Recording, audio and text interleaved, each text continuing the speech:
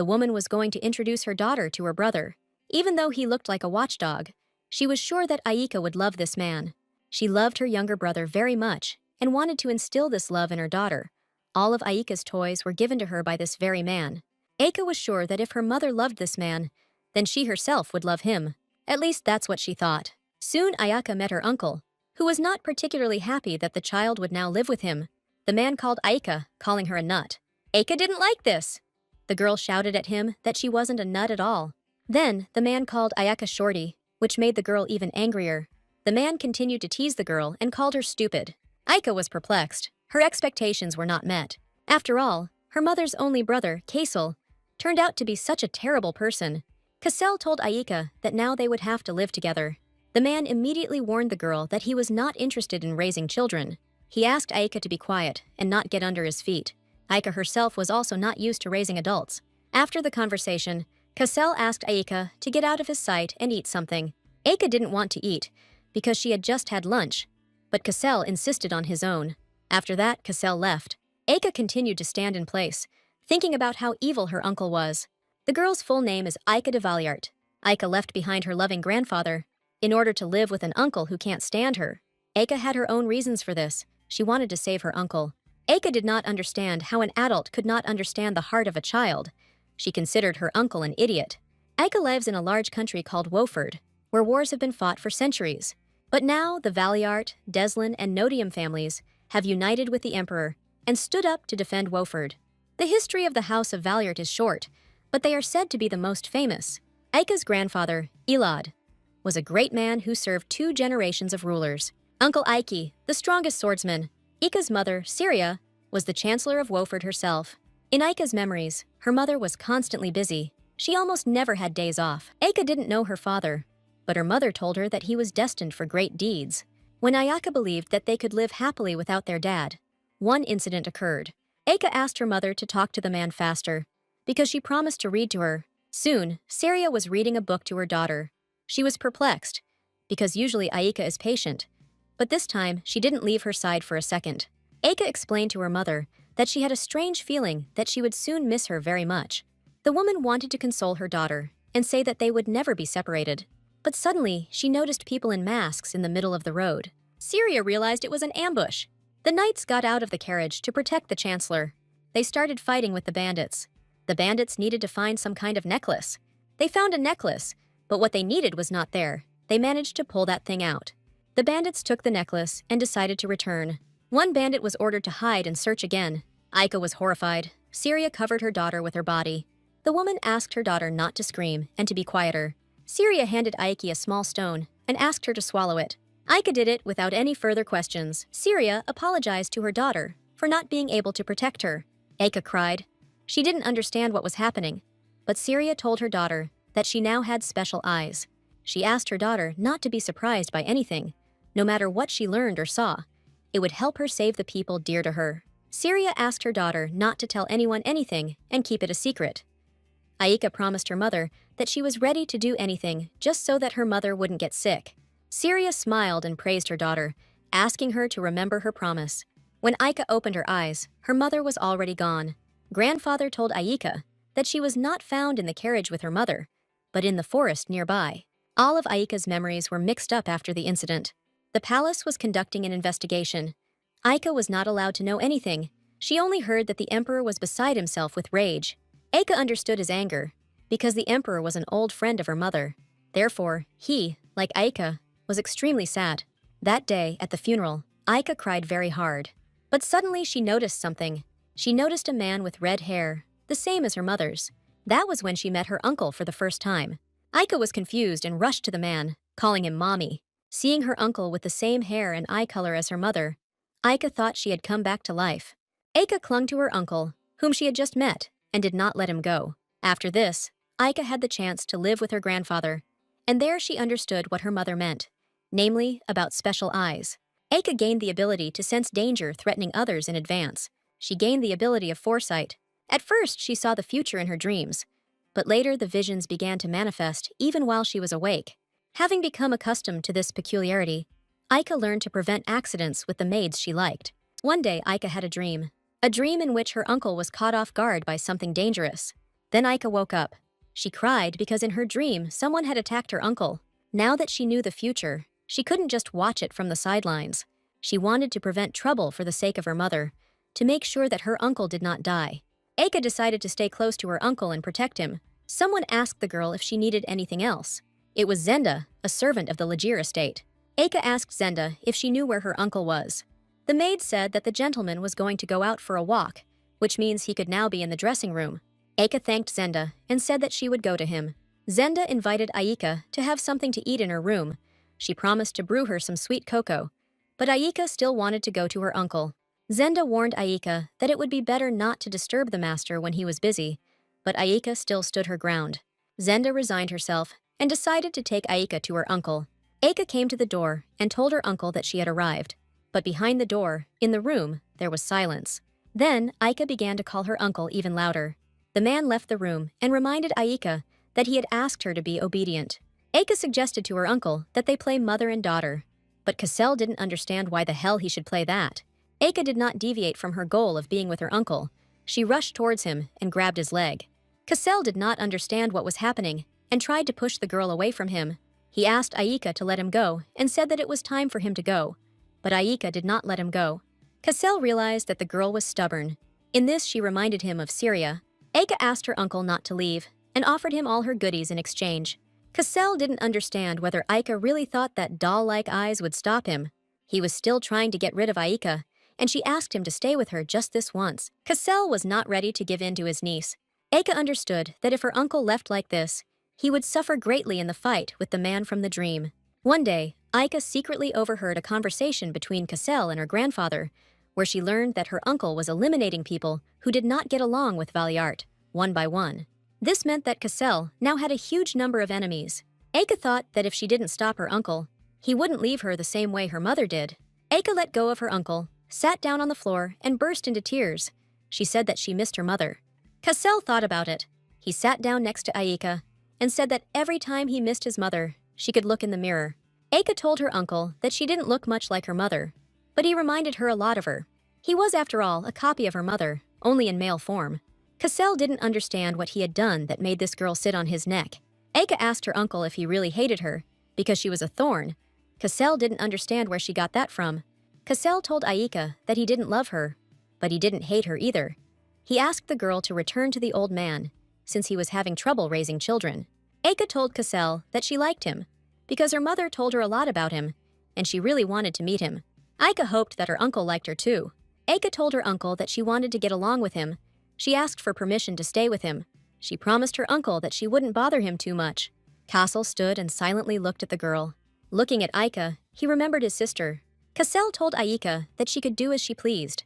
He allowed her to do whatever she wanted, but said that if she got in the way too much, she would regret it later.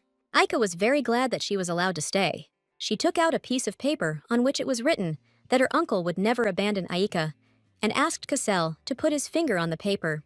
Cassel was perplexed. He couldn't even imagine that a girl could slip him a contract. He took the piece of paper, promising Aika to put an imprint on it later. Aika asked her uncle if he would go somewhere today. Cassel answered that he would just ride his horse in the garden. Syria always taught her daughter that everything should be recorded, so Aika documents everything. Aika calmed down. Cassel said that he would not go anywhere. The problem was solved. But then Ayaka began to have visions. Uncle was riding a horse in the garden. Suddenly, he screamed because the horse began to behave strangely. After this, Uncle Aika was killed. Aika came to her senses. She didn't understand what was happening, but she knew for sure that her uncle was in danger. Meanwhile, Cassel stood near the stable. Aika ran to her uncle. She was perplexed, because 2 dangers in one day was too much.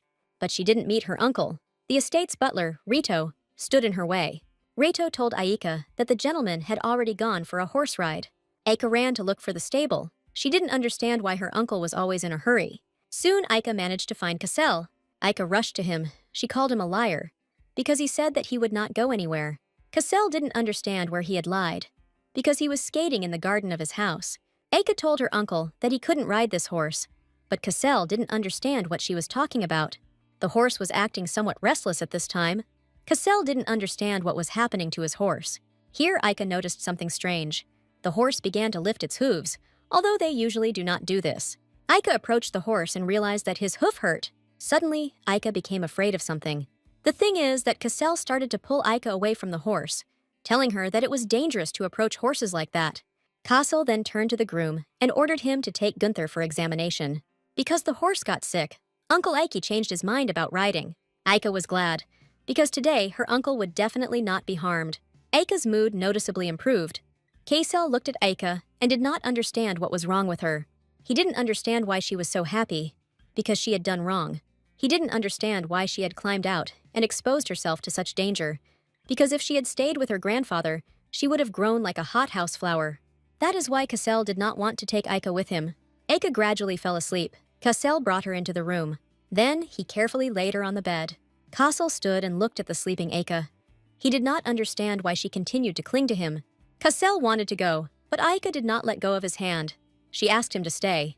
Cassell decided that he urgently needed to do something about this before he became attached to the girl. 3 days passed. Aika was looking for her uncle.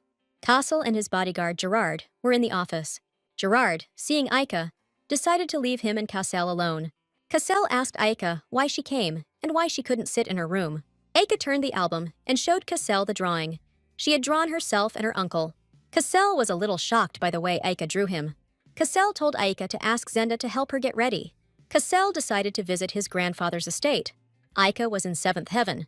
Aika wanted to take a gift for her grandfather, cupcakes, which were brought to her in the morning. Soon Zenda was already helping Aika get ready. Aika hadn't seen her grandfather for a long time, but she didn't understand what had come over her uncle, that he had decided to leave so suddenly. After some time, Cassell's carriage arrived at Aika's grandfather's estate. As soon as Aika got out of the carriage, she immediately ran to her grandfather. He too was glad to see his granddaughter. Cassell noticed that his father took great care of his hair. His natural color was red, but the man had been dyeing his hair to match Aika's hair color for a long time. The man carried Ayaka inside the estate. He noticed that Ayaka had not gained any weight at all and scolded Cassell for this.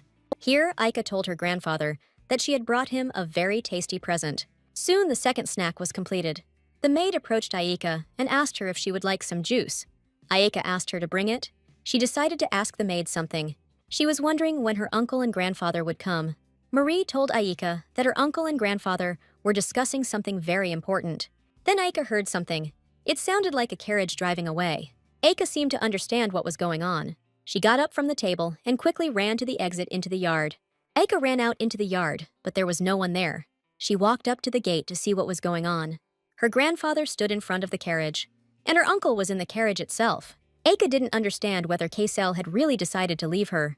Ayaka ran to the carriage and started shouting at Cassell that he was a liar. Grandfather grabbed Ayaka and warned her that she might get hurt if she continued running like that.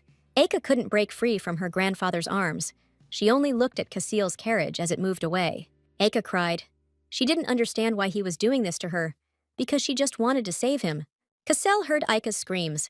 He heard her asking him not to leave. Time passed, and grandfather was sitting by Ayaka's bed. Ayaka, however, became angry at everyone and didn't want to see anyone.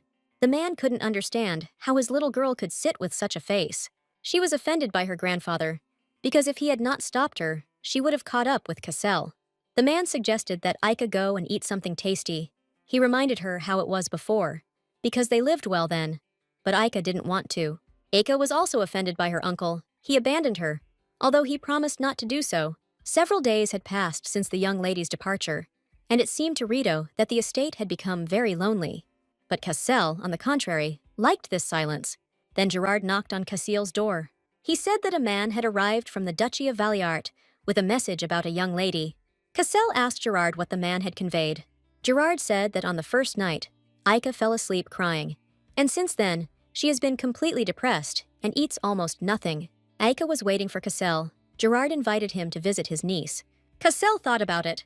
He soon said that this would not last long, because she was a child.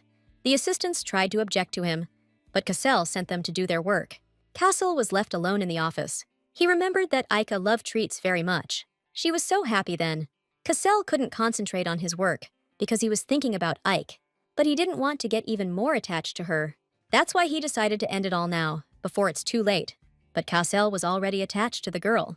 That night, he mounted his horse and rode to the Valiart estate to catch a glimpse of Ayaka's face. He just wanted to check what she looked like. He didn't want to enter through the main gate, because he had only come to see her. So Cassell decided to climb over the fence. Cassell knew that Aika slept in the room where Syria used to live. But then Cassell saw something. There were two men standing not far from him. They were the ones who killed Aika's mother. They had some kind of goal in the Valyart estate. But then Cassell approached them and asked them where they were going. He was shocked that these bugs had made their way here too, and the men didn't expect to see Cassell here. Cassell asked them if they were ready for the consequences, since they had the audacity to attack the Valyart estate. Cassell grabbed one of the men and asked him who was behind all this. Then someone came up to Cassell from behind and swung at him. Cassell parried the blow with ease. Then he turned to his opponent and relaxed. It was his father. The man did not understand what was happening. Cassell told his father about the attack. Here, Cassell realized that his nut could be in danger. He decided to leave the attackers on the old man and go look for Aika. He hoped that Aika was now sleeping peacefully in her bed. Looking into Aika's room, Cassell was convinced that everything was as it was. But then he suspected something was wrong. He decided to go over and check for sure. He started lifting the blanket. Everything turned out to be different from what Cassell thought. Instead of Aika, there were toys under the blanket. Waking up, Aika began to feel tightness in her chest, as if something was squeezing her body. When Aika woke up, she saw a terrible picture. A snake was wrapped around her body. The snake asked Aika to do something. Then she opened her mouth right in front of the girl. Aika was scared. Then Aika woke up and realized that it was a dream. Then she heard some strange sound coming from outside the yard. The series told the daughter about scary shadows and how she needed to hide when they appeared. They had practiced playing hide-and-seek beforehand. Right now, those same shadows that she saw with her mother have visited Aika. Aika hid, hoping that she could stall for time until her grandfather came and saved her. Aika heard footsteps in her room. She was sure that she wouldn't get caught. But then the steps stopped right in front of her, and Aika became scared. She didn't understand if they had really found her. But then Aika heard her uncle's voice, who couldn't understand where she had gone. Aika called her uncle. He immediately rushed to the closet. Aika carefully began to climb out. Cassell asked Aika what she was doing here. In such a strange place. Aika was convinced that it was indeed Cassell in front of her and rushed towards him. She immediately started asking him questions. She was interested in whether the shadows had gone away, whether it was possible to end the hide-and-seek.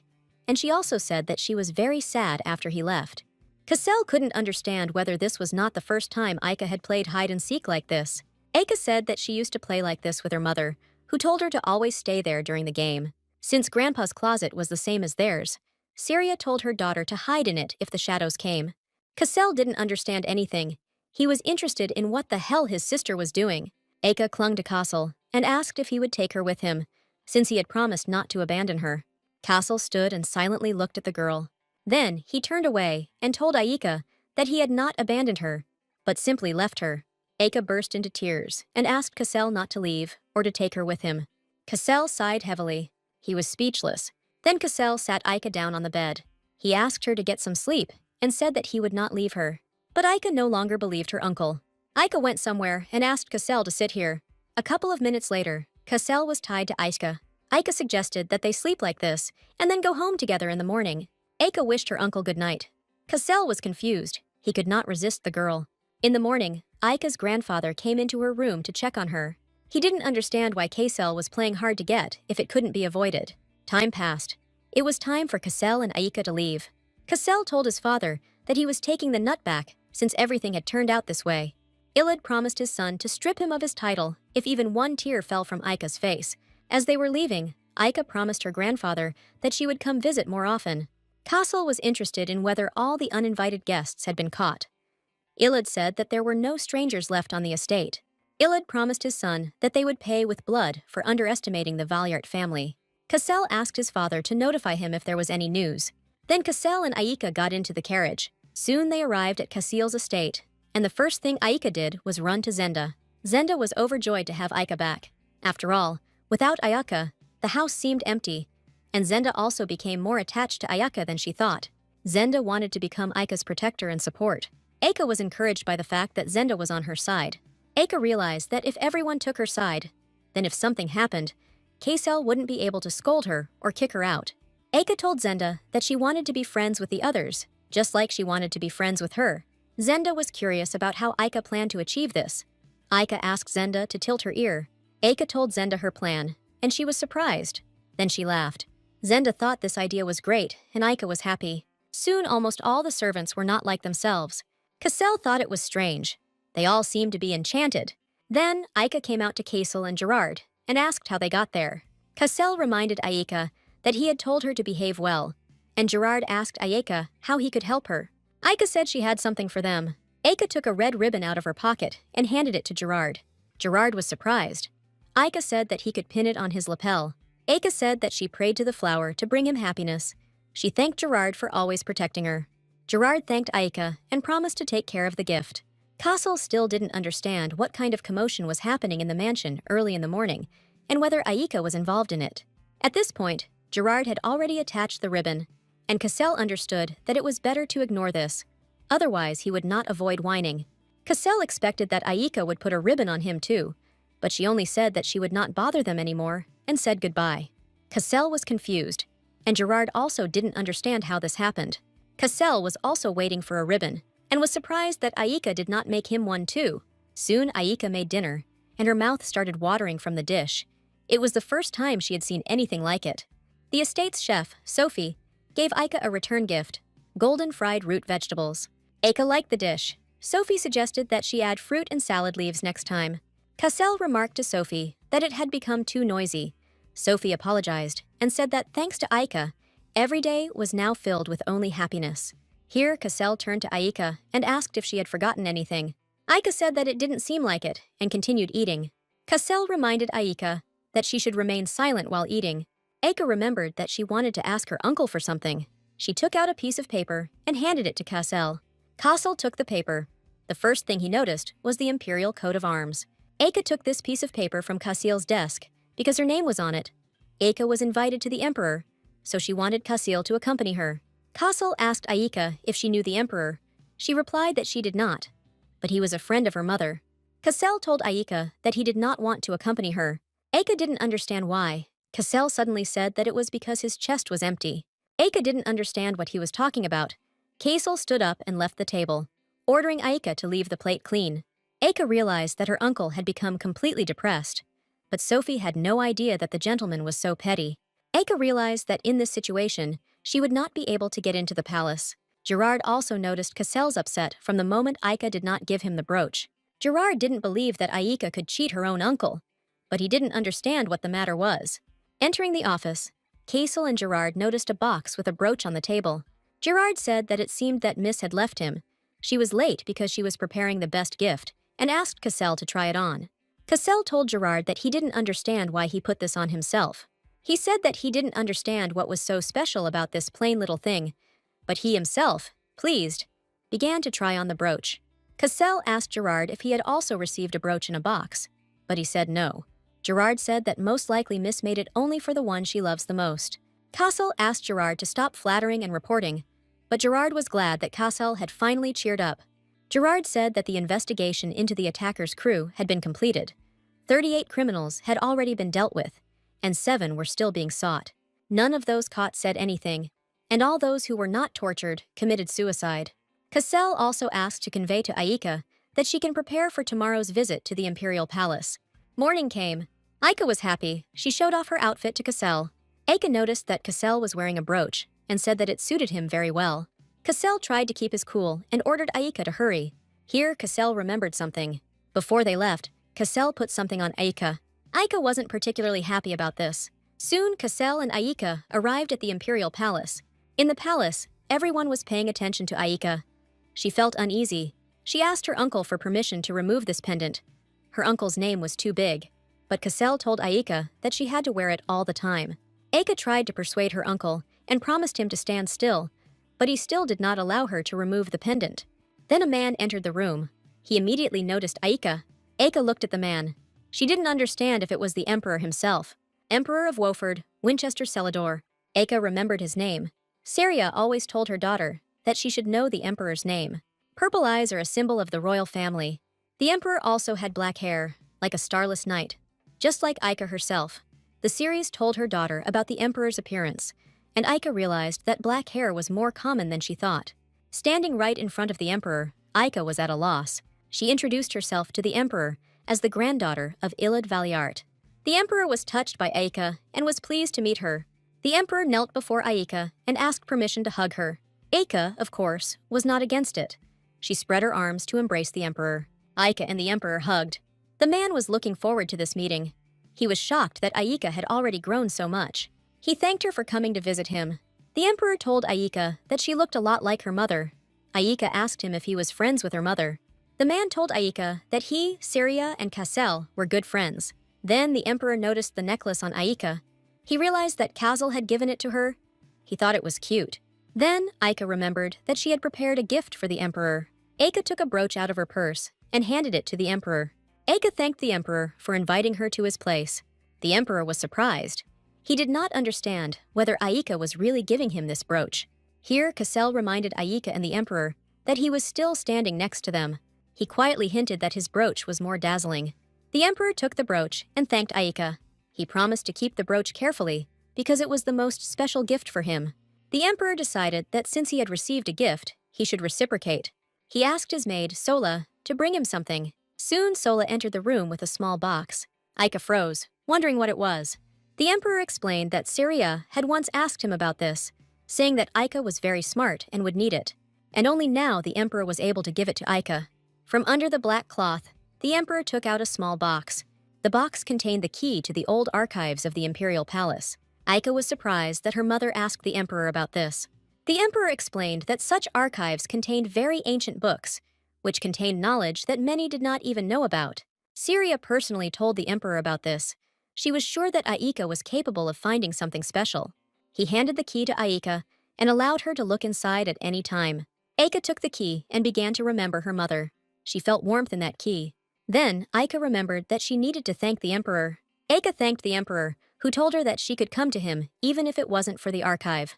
Here, the emperor told Aika and Kassel that someone wanted to see them and was already waiting for them at the palace. It was the emperor's nephew, the same age as Aika. The man thought that he and Aika could become friends. Aika, hearing the word friend, was happy. The emperor warned Aika that the boy might seem prim at first, but he was a good child. The boy entered the room, and the emperor greeted him. Aika looked at the boy. He seemed handsome to her. He was like moonlight. The boy approached Aika and introduced himself. His name was Ruspe. Ruspe Winteriskelpodia. About 2 years ago, Ruspe picked some flowers in the yard for his dad. Walking along the corridors, he accidentally overheard a conversation. Winchester did not want to get married. Someone regretted that he became the emperor. Winchester was supposed to get engaged.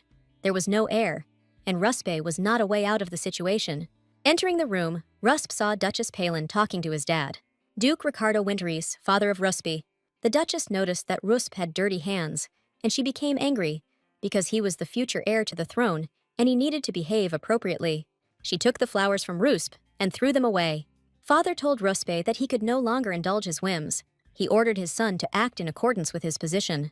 He sent his son to the imperial palace and ordered him to study hard. After all, it was Ruspe who could become emperor if Winchester was left without a successor. The children met. Rusp was glad to see Aika. Winchester told him a lot about Aika. Winchester hoped that the boys would get along, since they were both 7 years old. Winchester had to go. Duties awaited him. He sent the boys to the garden, saying that it was safe there. Winchester promised to see Kassel at the next meeting. The emperor asked Aika to take care of herself and said that if she had any problems, she could turn to him. Kassel took the boys to the garden and asked them not to go far from him, while Aika invited him to play with them. Kassel said that he wouldn't be interested in the kids, and Aika said that they wouldn't take him if he suddenly changed his mind. Aika took Ruspa by the hand and suggested that he leave his uncle and play together. Aika began to offer Ruspa various children's games, but Ruspa didn't like anything. He thought it was boring, because these games were for little children. Ruspi hasn't played anything like this for a long time. Aika noticed that Rusp had changed. His behavior had become different. Aika began to offer the boy other games, but again, he didn't like anything. Here, Aika remembered another game and was sure that Ruspa would definitely like it. She picked the flowers and asked Rusp if he liked them. Rusp's face immediately changed. He remembered that incident. Ruspa told Aika that he didn't like flowers. Aika didn't understand what was going on, because adults love flowers.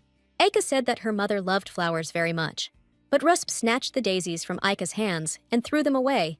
He didn't understand who had planted this vile thing. Aika asked Ruspa to let her rest. She said that he did not have to force himself to be friends with her. Aika realized that Ruspe didn't like flowers.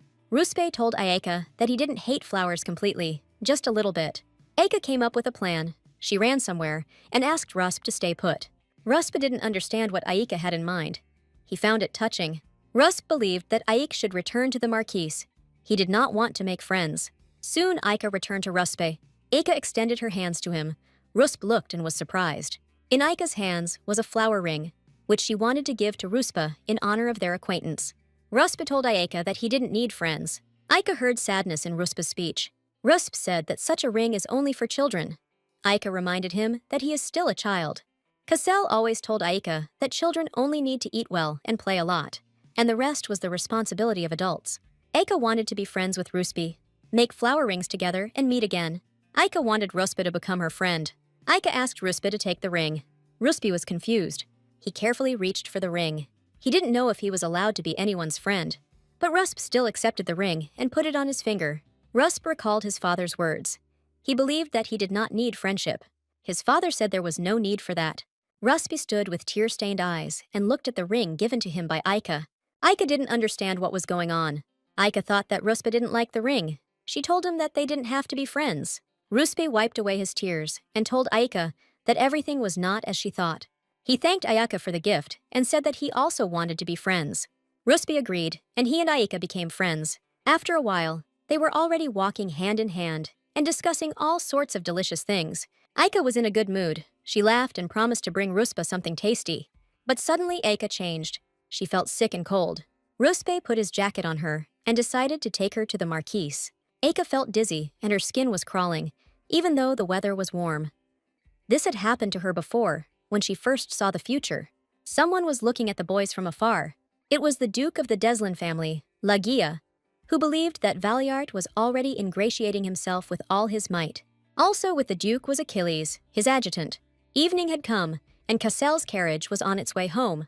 Aika sat in the carriage and cried. Cassel did not understand what had happened. He thought that she had already missed Ruspa.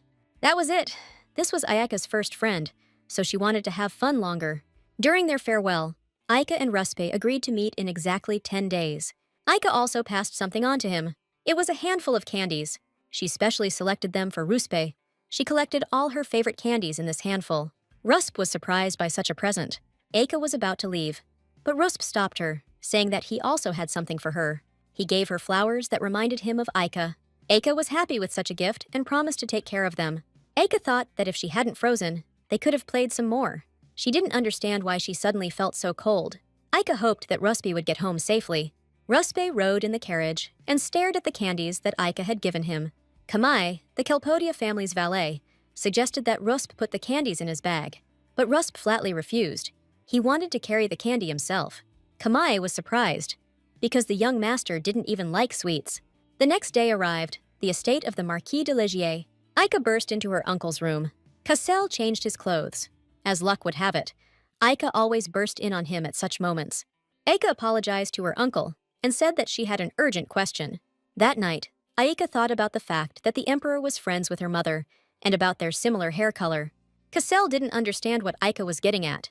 That's why Aika wanted to ask her uncle something. She wondered if the emperor was married. Or maybe the emperor has a child.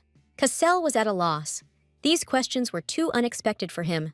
He also didn't understand why Aika cared about this. Aika said that she was just interested. Aika begged her uncle to tell her whether the emperor was married or not. Cassel told Aika that the emperor was not married and ordered the sixth to go. But Aika began to ask why the emperor was not married. She wondered if the emperor really had the one, as they write in fairy tales. Cassel was at a loss. He said that this was also possible. Then Aika began to ask her uncle who his beloved could be. Cassel couldn't stand it and threw Aika out the door. Aika was furious. Cassel was friends with the emperor, but he didn't tell her anything about him. A couple of days passed, Legier estate. Cassel noticed that Aika had started to behave strangely lately. She was always causing trouble, but now she has become quiet and calm. Cassel passed by her. Aika asked where he was going, to which Cassel said that it was none of her business and asked her not to follow him. Aika took this calmly and left her uncle alone, but Cassel didn't understand whether she wouldn't even beg him to take her with him. Cassel liked it, but it seemed strange and even suspicious. Cassel said that he went and asked her not to do anything wrong and to look after the house, to which Aika only wished him a good trip. He didn't understand why Aika didn't insist on her own way. He thought she had something in mind. Her exemplary behavior, in its own way, unnerved Cassel. Cassel went to the first big ball since Syria's death. Cassel approached the carriage and first asked for a report on the task he had given. Most of the criminals were dealt with, but 7 were still wanted. Cassell looked at the documents, but he couldn't concentrate. He thought that he should check Aika again. He hoped that she was already fast asleep in her bed. Then his gaze fell on a large chest on the next seat. He thought that Aika was there and told her to get out. But no one came out. Cassell got angry and shouted at her to come out. Here the lid of the chest began to open little by little. Soon Aika crawled out of the chest. She asked Cassell how he knew she was there. Aika climbed into the chest when Cassell was talking with Gerard. Her uncle did not tell her anything about the balls, although Aika was interested. There was nothing to do, and Cassell allowed Ayeka to do as she wanted. He allowed her to go with him to the ball. Aika was delighted and began to thank her uncle. Cassell asked Aika not to flatter and to sit up straight so that he could style her hair. Aik was excited because the ball was being hosted by her grandfather, and she could finally see him. Soon they arrived at the place. Aika was impressed. The whole mansion sparkled like stars. Aika was madly in love with her grandfather's estate. Cassell asked her not to go far from him. Aika remembered how her mother dressed up and went out in the evenings. If Aika had known about the ball then, she would have tagged along with Syria at least once.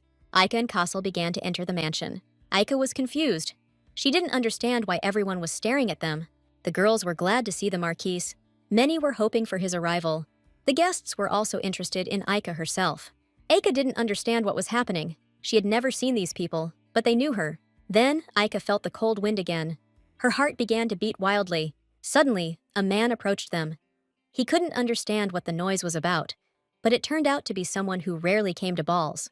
Cassell did not understand whether there was a reason for not showing up for the family celebration, to which the man replied that, of course, there was not. The man told Cassell that, on the contrary, he was glad to see him in good health after so many hardships. Aika didn't understand what kind of man this was. It seemed to her that she had already seen the symbol on his cane. Aika was taught not to approach people whose eyes were like snakes. Aika was a smart girl and should have been able to recognize such people. Deslin family, snake. The Rondo family was a turtle. Syria told Aika to avoid these people. Aika realized that she needed to run. As Rondo aged, his misplaced anxieties grew stronger. Marquis Jamiel de Rondo. Aika remembered her mother's words that she should stay away from the turtle family because they are close to snakes. Aika didn't understand why she felt so cold, and the old man's voice was too familiar to her. Cassell told the man that they had to go, but he didn't understand where they were rushing to. Jamiel was interested in Aika. He had never seen her. He didn't understand if she was the rumored prime minister's daughter. Cassell got angry and grabbed the old man by the hand. He advised Jamiel to leave, because if he said another word, he would get into big trouble. Jamiel said he would be careful and clarified that he didn't mean anything bad. He just wanted to say hello. But now he realized that today was not the right moment. Aika and Cassell moved to the center of the hall. Aika was still scared and stayed close to Cassell. Here Aika saw her grandfather. She immediately ran to him.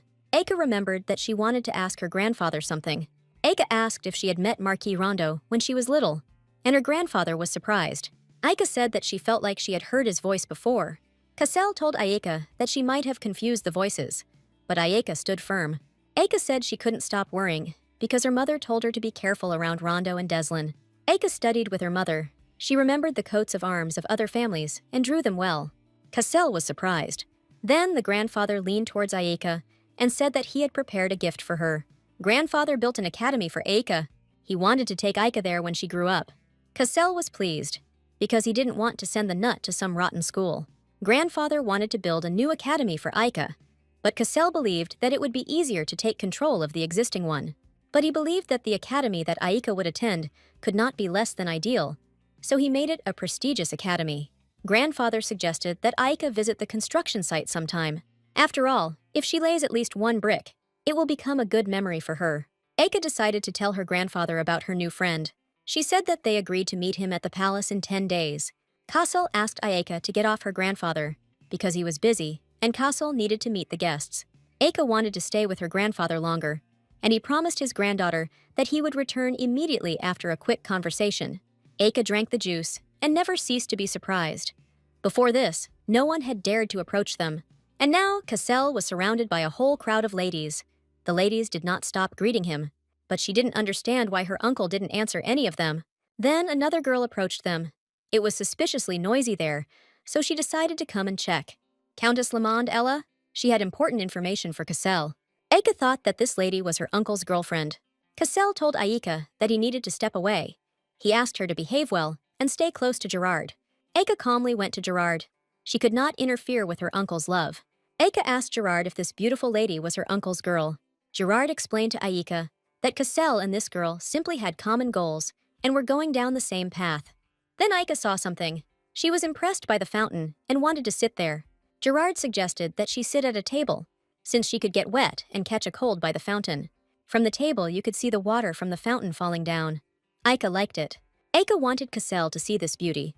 Gerard said that he would return soon and suggested that Aika go to the carriage. But Aika wanted to go with her uncle, so Gerard decided to go and check it out himself. Gerard left. Aika remained alone at the table. The girl noticed Aika. She considered her a little hooligan. Aika was a child who suddenly appeared in the Valiert house and now never left the Marquise's side. Aika couldn't wait for Gerard. She thought about going and looking for him, but she was told to sit still while people were discussing Aika, calling her an illegitimate child. Syria was not married. People thought that she was hiding the child, ashamed of her illegitimate daughter.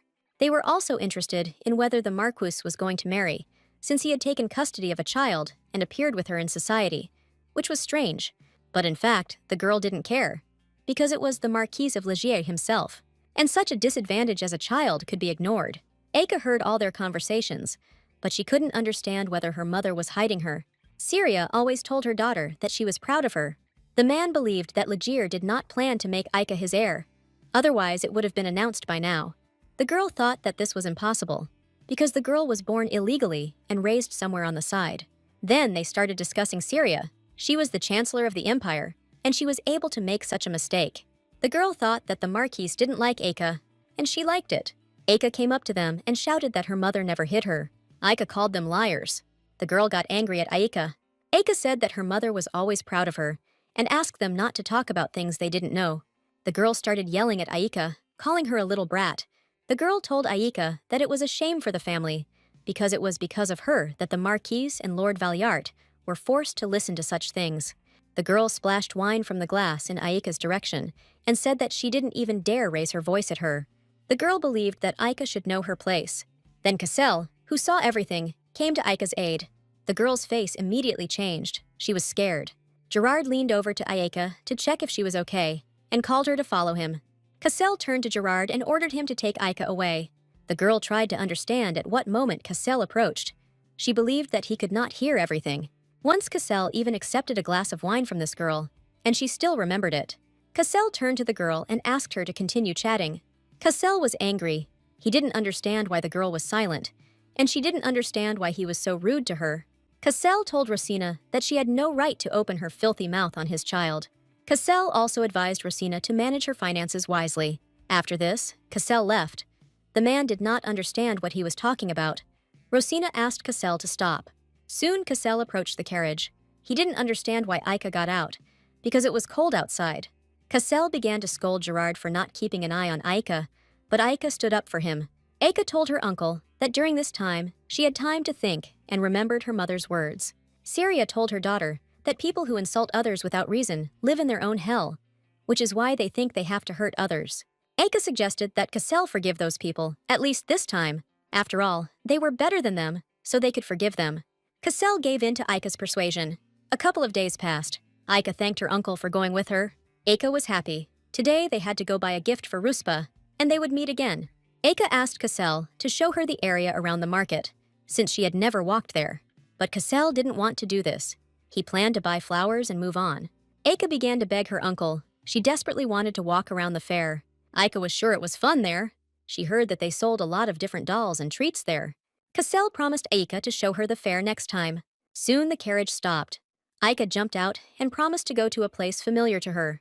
She entered the flower shop where she often went with her mother. The saleswoman was confused. Aika greeted her. The girl ran up to Aika and hugged her. She was glad that Aika was safe and sound. She imagined the pain that Aika had gone through. If the girl had known that this would happen, she would not have let Syria go anywhere that day. Cassell stood to the side and watched Aika. Aika asked the girl if she knew anything about that accident. The girl said that on the eve of the incident, Syria came to see her. She was buying flowers that day. The girl was very glad to see Aika. She thanked her for coming to her. The girl's name was Neri. She called Aika to follow her and asked for whom they would be making a bouquet.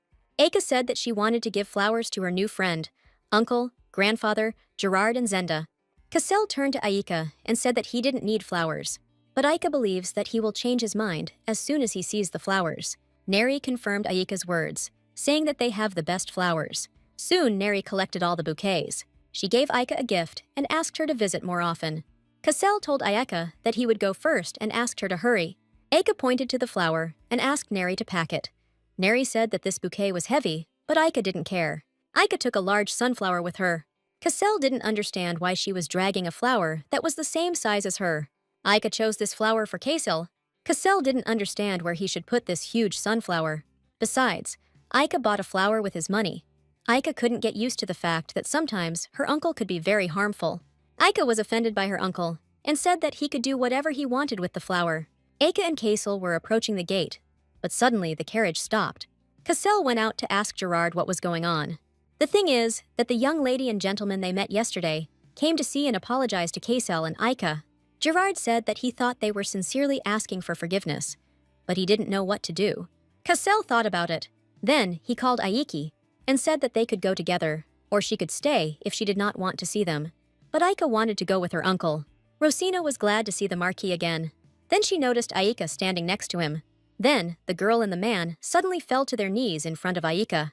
The man asked Aika for forgiveness and promised that something like this would not happen again. Rosina agreed with the man and asked Aika and Cassell to show mercy. Then Rosina stood up and said that as a sign of repentance, they had prepared modest gifts. The carriages were filled to the brim with these decorations. They hoped that Aika would accept the gift and feel better. Cassell looked at Aika and asked what she thought about it. He said she didn't have to accept it if she didn't like it. Aika told Rosina that she didn't need gifts. Saria told her daughter that apologizing takes courage. These guys came and admitted their guilt, so she was ready to forgive them, but only on the condition that this does not happen again.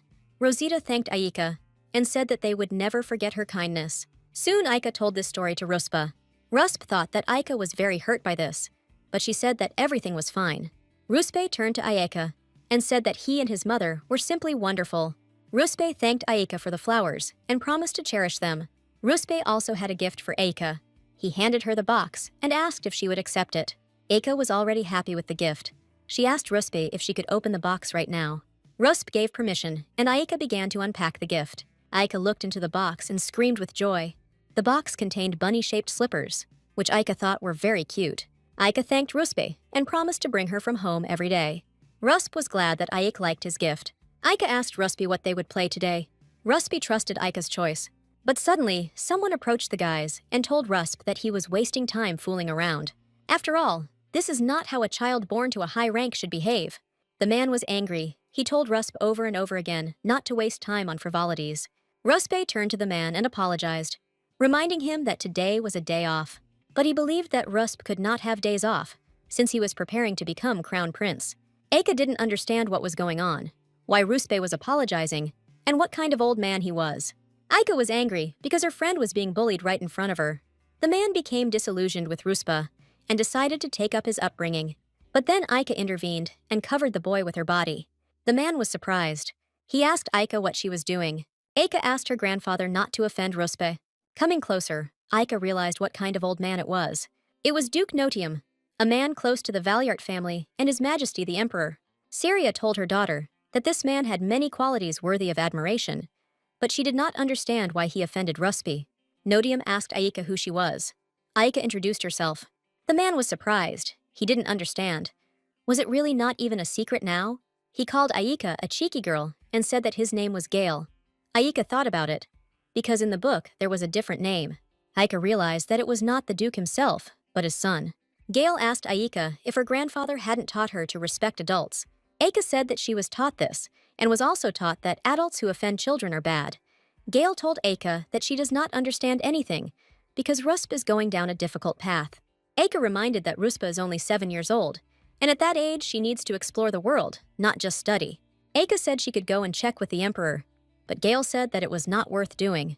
Aika asked Gale to stop bullying her friend. The man began to tell Aika that he was not offending anyone, but she did not want to listen to anything and asked him to leave. Suddenly, Ruspe came closer to Aika and grabbed her. The girl got scared. Ruspe thanked Aika and she told him that everything was fine. The man was in a stupor. He did not understand what the young count was doing. Ruspe stepped forward and reminded that he had never missed classes or fencing and had never done anything disrespectful to His Highness. He asked the man to trust him and promised not to disappoint him. The man decided to retreat, but he asked Rusp not to waste precious time so often. The man also told Aika that this also concerned her. Aika was disappointed, because her mother had only good things to say about the Nodium family. But Rusp said that the man was simply worried about him. Aika promised Ruspi to hate the man just a little bit and asked if they would play some more. There was one place that Aika really wanted to go to with Ruspe. Rusp was surprised and became curious about what kind of place this was. Aika brought Rusp to the archives of the Imperial Palace. Gerard reminded Ike to handle the books with care and asked her to call him if they needed help. Gerard put the key to the archive in Aika's purse and gave it to the girl. Soon Ayaka was already pulling Ruspi along with her into the depths of the archive. Aika was delighted. There were many different books in the archive. Ruspe was also in this archive for the first time. Aika pointed to the department and called Ruspe there. She thought there would be fairy tales there. Aika noticed that after the conflict with that man, Ruspe looked sad. She wanted to somehow cheer him up. Suddenly, Aika noticed something and was very surprised. The bottom shelf was completely empty. Aika thought she could fit in there. Aika had a great idea. She decided how she would lift Rusp's spirits. She wanted to hide there unnoticed and then jump out to surprise Rusp. Aika began to climb onto the shelf. Since she was thin, she squeezed through with ease. It looked cramped there, but in fact, it turned out to be spacious, and you could easily hide there while playing hide and seek. Then, Aika noticed a hole on the other side. She decided that this was the exit and began to climb there. At this time, Ruspa finished examining the shelf and turned towards where Aika stood. But she was no longer there. Rusp was surprised and even a little scared. Ruspe immediately ran to the Marquis to tell him about Aika's disappearance.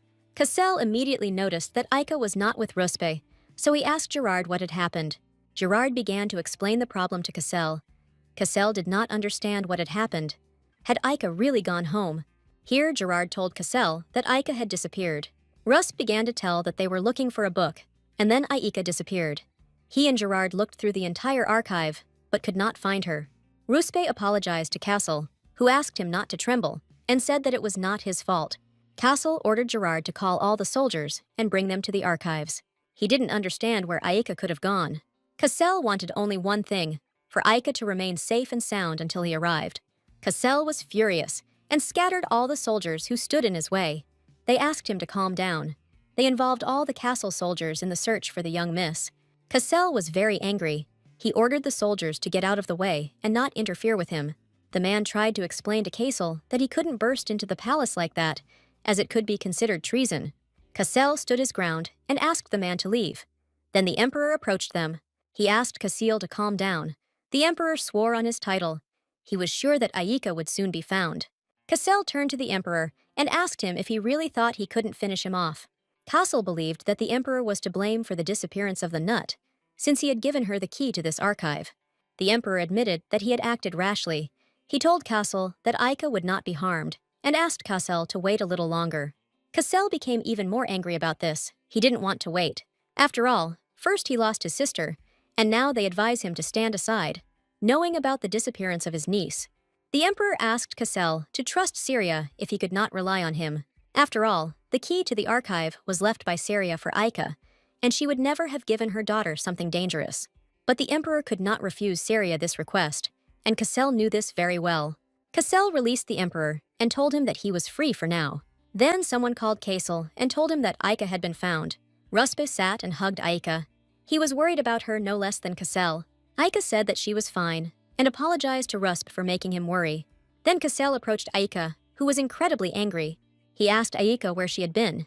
Aika said that at first she wanted to surprise Ruspe. Aika wanted to tell what happened next, but she didn't have time. Cassel grabbed his niece and hugged her. Aika was surprised. Cassel told her that she had scared everyone and asked if she was hurt. Cassel was happy. Everything else was unimportant to him. From that day on, Cassel decided to ban Aika from visiting the imperial palace. Aika didn't understand why she wouldn't be able to return here. Cassel was carrying Aika out of the archive, but then Rusp stopped him. He asked the Marquis to take Aika with him next time and promised that she would not disappear again. Cassel said that entry into the palace was forbidden for Aika, but Rusp could come to them. Russi stood his ground. He promised that this would not happen again. and that he would provide her with protection. Cassell froze in place. He felt something. He didn't understand what had happened. There was some kind of energy next to Ruspe. Cassell was sure that it came from him. He promised Rusp to think about it and reminded the boy that it was time for him to return too. Aika promised Ruspe that she would be a good girl and they would definitely see each other again. Aika understood that she shouldn't have lied, but she couldn't tell everyone about it either. After all, no one would have believed her that a couple of hours ago, after she climbed onto the shelf, she met a rabbit. Aika was very scared then. She didn't understand who he was and who had just spoken there. The rabbit bowed before Aika and said that there was no one else here to talk to him. The rabbit asked Aika if she knew Syria. Aika didn't understand whether the long-eared one really knew her mother. The rabbit was surprised that Aika was Syria's daughter. Then he introduced himself to Aika. The rabbit's name was Lepus. He was a friend of Syria. Aika didn't know that her mother had a ghostly rabbit friend, but Lepus said that he wasn't a ghost at all. Lepus looked at his watch and told Ayaka that it was already late. He asked Ayaka not to go anywhere and promised to return soon. The rabbit ran to the wall and began to walk through it. Aika was speechless. She didn't understand what was going on here.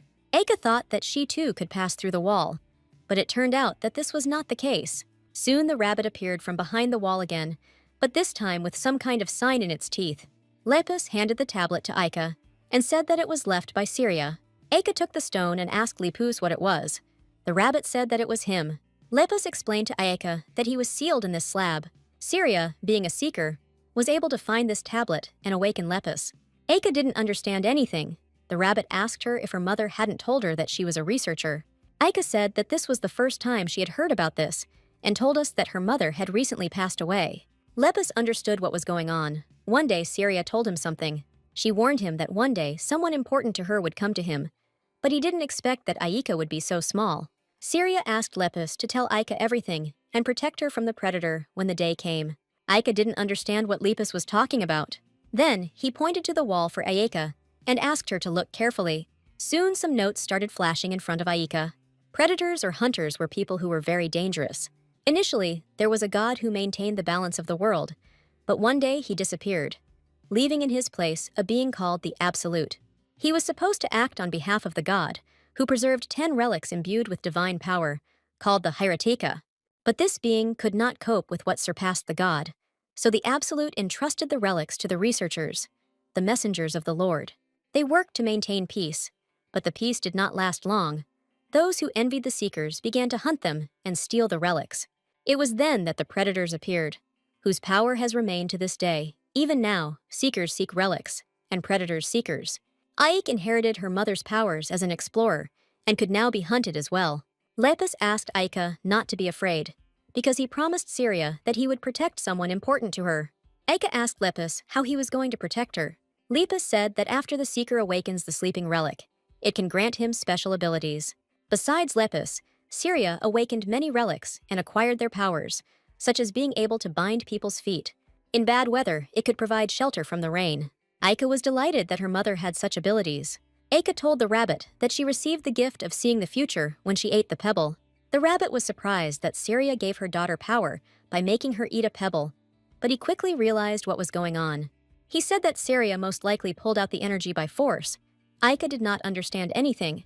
The rabbit said that she needed to develop her abilities and collect relics to resist the hunters. The predators were not endowed with such abilities, but they could recognize the seeker. They harmed the seekers and took away their skills. To get rid of them, the seeker must learn to use abilities correctly and hide the aura. Lepus told Aika that she had already met Serpens, but she had not been able to awaken him properly. Aika didn't understand what the rabbit was talking about. Lepus said that he was talking about a snake with a red eye. Aika remembered that incident with the dream and understood what Lepus was talking about. Lepus said that it was not a dream, and Aika needed to wake him up quickly to survive. But Aika didn't know what she needed to do. Lepus explained that she needed to call the snake by name.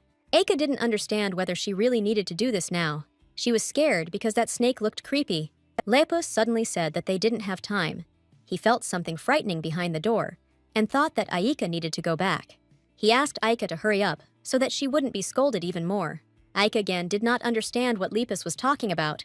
He told her to go and find out everything and pushed Aika into the passage. Several days passed. Aika was at her uncle's estate. She sat and did not understand what to do. It was impossible to put off what she had started. She remembered Lepus's words about how to awaken serpents. Aika didn't understand whether the snake from the dream would appear if she awakened the relic. Then Aika was very scared when she saw serpents. Aika tuned herself in and said the snake's name, but then her uncle entered her room. Aika was taken aback and screamed. Cassel asked Aika what was wrong with her. She explained that she was scared because he came in suddenly. Cassel told Aika that he would be visiting the Imperial Palace for a short while, so he wanted to tell Aika to have lunch without him. Aika, having heard about the palace, began to ask to go with her uncle, but he did not want to take her. Aika didn't understand why, because then he said that he would think about it. Cassel explained that he said he would think about it, but he had no intention of taking her with him, so Aika could forget about his promise. Aika understood that at this rate she would never get to the palace, and she wanted to see Lepus and the Emperor. Cassel did not want to bring Aika to the palace because of the danger she found herself in last time. The Emperor understood Cassel perfectly, but he wanted to fulfill Syria's wish. Aika could at least freely come and go to the archives. It seemed to Cassel that the Emperor spoke as if he had some kind of plan. The Emperor handed Cassel a piece of paper with an image and asked him to look at it. The Emperor asked Cassel what he thought about this. All exits and entrances for Aika were free and safe. Cassel didn't understand whether it was okay to install something like this in the Imperial Palace, because if the nobles found out about it, there would be an uproar. The Emperor said they would keep it a secret. He and Rusp missed Aika. He suggested that Cassel visit the palace officially until they finished the installation. At this time, Aika waited for her uncle to leave and decided to try again. Aika shouted the snake's name loudly, but nothing happened. Aika decided to wait a little. Then she shouted the snake's name a couple more times and looked around. Suddenly, Aika found herself in a room that wasn't hers. She didn't understand what was happening. A second ago, she was in the room, and now she couldn't breathe. Aika thought it was because she called Serpens. She asked Serpens why he was doing this to her. She wanted him to answer. A moment later, a large snake appeared above Aika's bed, the one she had seen in her dream. Aika was very scared again, but after a couple of seconds, she saw a small snake with a red eye, which asked if she had called her. Aika was shocked. She froze and stared at the snake. Aika didn't understand anything, because a couple of seconds ago, there was a huge and scary snake above her. So Aika awakened Serpens, and he introduced himself to the girl. Aika noticed that his eye color was the same as the color of the pebble she swallowed, but Aika couldn't even imagine that Serpens would be so small and cute. Aika introduced herself to Serpens and asked if he could see the future. Serpens realized that Lepus had told her about it. Aika said that she got this skill from a stone that was similar to the color of his eyes, and decided that there was a connection. The stronger Aika is, the more accurate the chosen person's future will be. Aika would have to put in a lot of effort, but she didn't have to worry. She called on Serpens to help her with this. Aika wanted to tell Lopez about her meeting with Serpens, but she couldn't get into the archives. Aika heard the sound of a carriage and realized that her uncle was already home. Serpens asked her if this man could definitely bring her to the palace. Aika didn't know for sure, because her uncle would definitely not agree, but she wanted to try to persuade him. Aika was serious about returning to the palace to Lopez. Cassel again did not allow Aika to go to the palace. Cassel scolded Aika and asked what kind of mess she was trying to drag him into this time. The servant stood up for Aika. Aika decided to change the subject and said that she wanted to write a letter to Ruspa to invite him to her place. Cassel decided to allow Aika to invite Ruspi to visit him. Starting next week, Cassel decided to hire a tutor for Aika. He decided it was time for her to come to her senses. Aika decided to ask Cassel about something else. She wanted to visit the house where she used to live with her mother. Aika was sure that there was something there that her mother left, like Lepus or Serpens. Cassel promised Aika to take her there later, when everything had calmed down. Cassel asked Aika not to impose difficult conditions on him, because she couldn't even imagine how much one of his trips would cost. Aika promised her uncle to kiss him on the cheek if he listened to her. Cassel was confused, and the servants who heard the conversation were also surprised. Cassel didn't understand what this had to do with anything. Aika explained that her mother told her that her kiss was worth $1 million. She thought that if she used one on her uncle, it would work very well. Cassel told Aika that if she gave him a couple of kisses, he would definitely think about it. Aika considered Cassel stingy, but he didn't understand whether she really thought her uncle was worth less. Aika realized that she had no other option and asked her uncle to bend over a little. Cassel leaned over, and Aika kissed him on the cheek. Then Aika kissed Cassel 2 more times. Cassel didn't understand why Aika kissed him 3 times. Aika said that the third was a gift. Cassel asked Aika if she was trying to appease him because she had done something wrong again. Aika said no. Aika went to write a letter to Ruspe. Cassel asked her not to run away far. Aika wrote to Ruspe. She asked how he was doing and said that she wanted to have more fun with him, but they always had little time. So he invites him to his place to make a delicious cake and have some fun. They could explore the garden and have fun playing. Aika wrote that she would wait for an answer. Soon Ruspe received the letter and read it. Ruspe sat in his room and read Aika's letter. Then someone approached him and asked Ruspe if this letter was from young Miss Valyart. It was Father Ruspe. He asked his son what the letter was about. Ruspe said that Aika was inviting him to her place. The man found it suspicious that the Chancellor's illegitimate child had suddenly appeared out of nowhere. He advised his son not to go to the Legier estate. Ruspe was surprised. The father asked him not to ask the reason and not to go to Ayaka without need, and began to leave. Ruspe suddenly told his father that his friendship with Ayika was necessary. The man was surprised and stopped to listen to his son. Ruspe explained that House Valyart was loyal to the emperor, and he felt this was an excellent opportunity to strengthen ties between the families.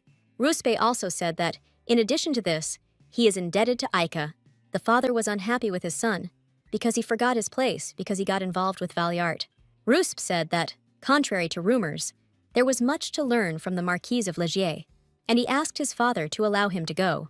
The man was surprised, because his son had never argued with him before. He allowed his son to do as he wished, but asked him not to discredit the name of the Kelpodius family. Ruspe was very scared, because today he contradicted his father for the first time. But he was glad that now he would be able to see Aika again. Ruspe noticed that the more often he met with Aika, the more he changed. Ruspe couldn't say that he didn't like it. The longer he didn't see Aika, the more he wanted to see her. But if only Ruspe knew what danger Aika would be exposed to, he would not have come, because he would have considered it the best solution. Several days passed. Ruspe stood in front of Aika and thanked her for the invitation. He handed her the gift. Aika thanked him. Ruspe started telling Aika about the hairstyle that Kamai had done for him, and it seemed strange to him. Aika told Ruspe that his hairstyle was very cute and suited him very well. Aika pulled Ruspe along with her, asking if he had ever tried making a cake. Aika decided that today they would bake a cake and go on a picnic with the dessert they made themselves. Soon Ayaka and Ruspe, already dressed, were standing in the kitchen. The cook, having examined them, said that then they could begin. The children began to decorate their cakes. Aika admired Ruspe's work. He did it very well. Ruspe said that there was nothing unusual. He thought that anyone could do the same. But then he looked at Ayaka's cake, which was not quite perfect. Ruspe decided to support his friend and said that her cake was more original and even better. Aika noticed cream on Ruspe's face and decided to wipe it off. Then the cook entered the room and asked the boys if it was time to finish. The cook was surprised that the children had not yet finished decorating their cakes. The cook said she brought them chocolate, strawberry, and vanilla flavors. Soon Aika and Ruspe went out into the yard to have a picnic. Aika really liked the cake. Ruspe was also delighted. Zenda, who accompanied the boys, said that the cake is even better when you make it yourself. Zenda was forced to leave the boys alone to go get drinks. Aika remembered that she wanted to show Ruspe something cute. Aika took out the bag that her mother made. She thought it was very beautiful. There were a lot of important things in the bag. There were even some candies. She gave a couple to Ruspe. Aika showed Ruspe the lake and invited him to play near it. Then suddenly, a bird flew up from a branch and snatched the bag from Aika's hands. Aika couldn't lose her bag, because inside was her contract with her uncle. Ruspe was scared. He asked Aika to stop and not run away. Ruspe ran after Aika, but stumbled and fell. Soon Aika was able to find her bag. It was hanging on a branch that was above the lake. Aika was glad that the bird dropped the bag. It seemed to her that she could reach it with her hand. Aika almost reached the bag, but slipped and fell into the water. Aika was scared. She couldn't breathe again. She called for help from her mother, uncle, and Ruspe. She hoped that someone would definitely help her. At this time, Ruspe was trying to do something to help Aika. Here, Aika felt that she could breathe again. She was very surprised.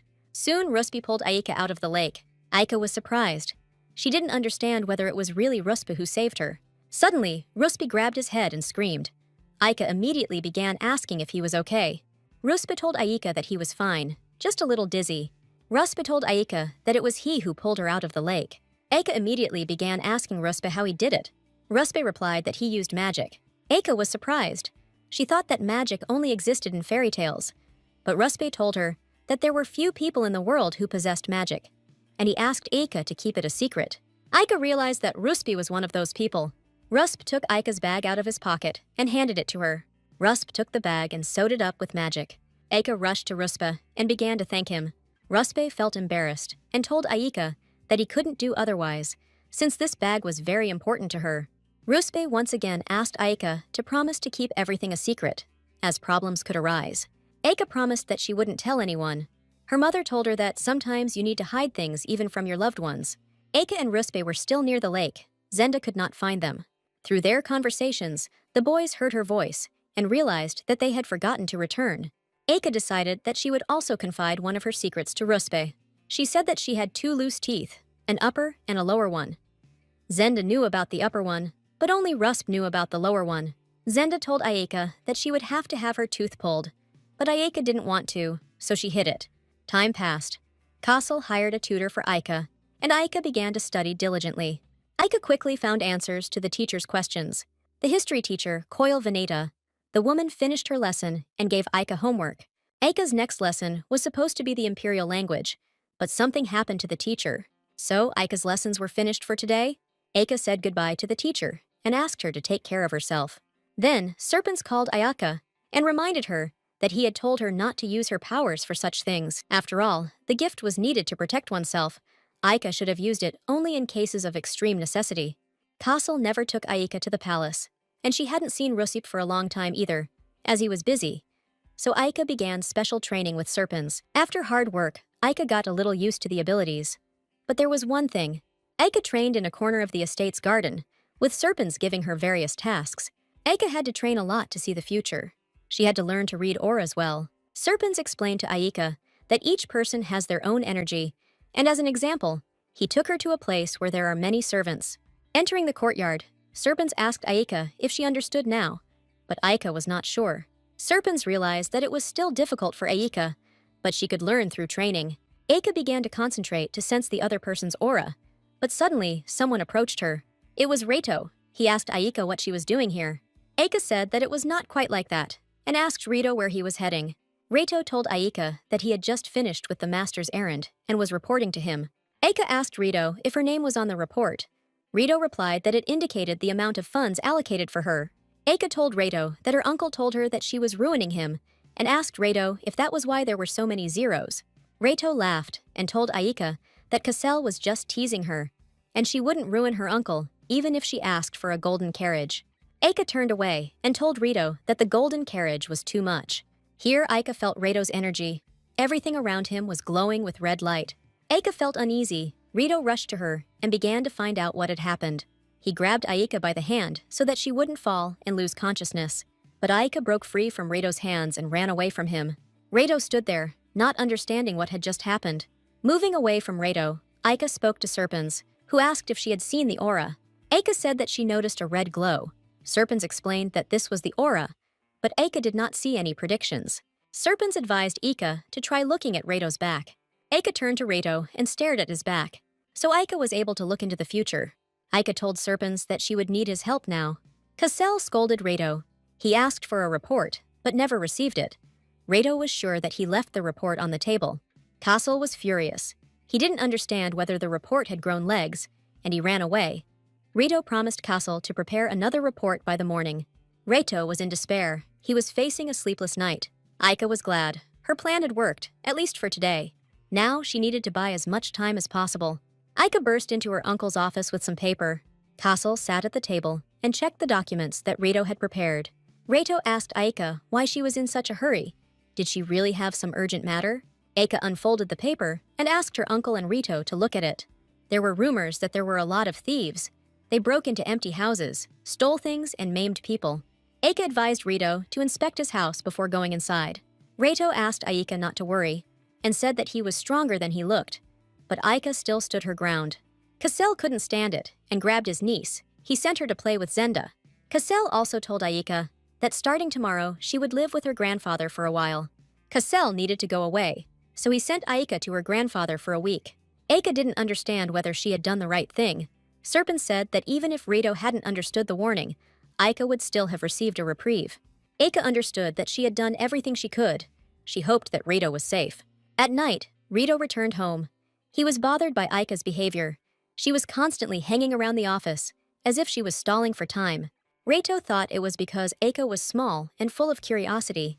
In any case, Rito was pleased and decided to be on the alert just in case. As soon as Rito entered the house, he noticed a stranger on the stairs. Reito ran after the man to find out who it was. Having gone up to the second floor, Rito found no one. He stood there and did not understand what had happened. Reito noticed that all the locks on the doors were broken. He realized that whoever was in the house was looking for something specific. Reito was obliged to report this to the Marquise, so he immediately set off back.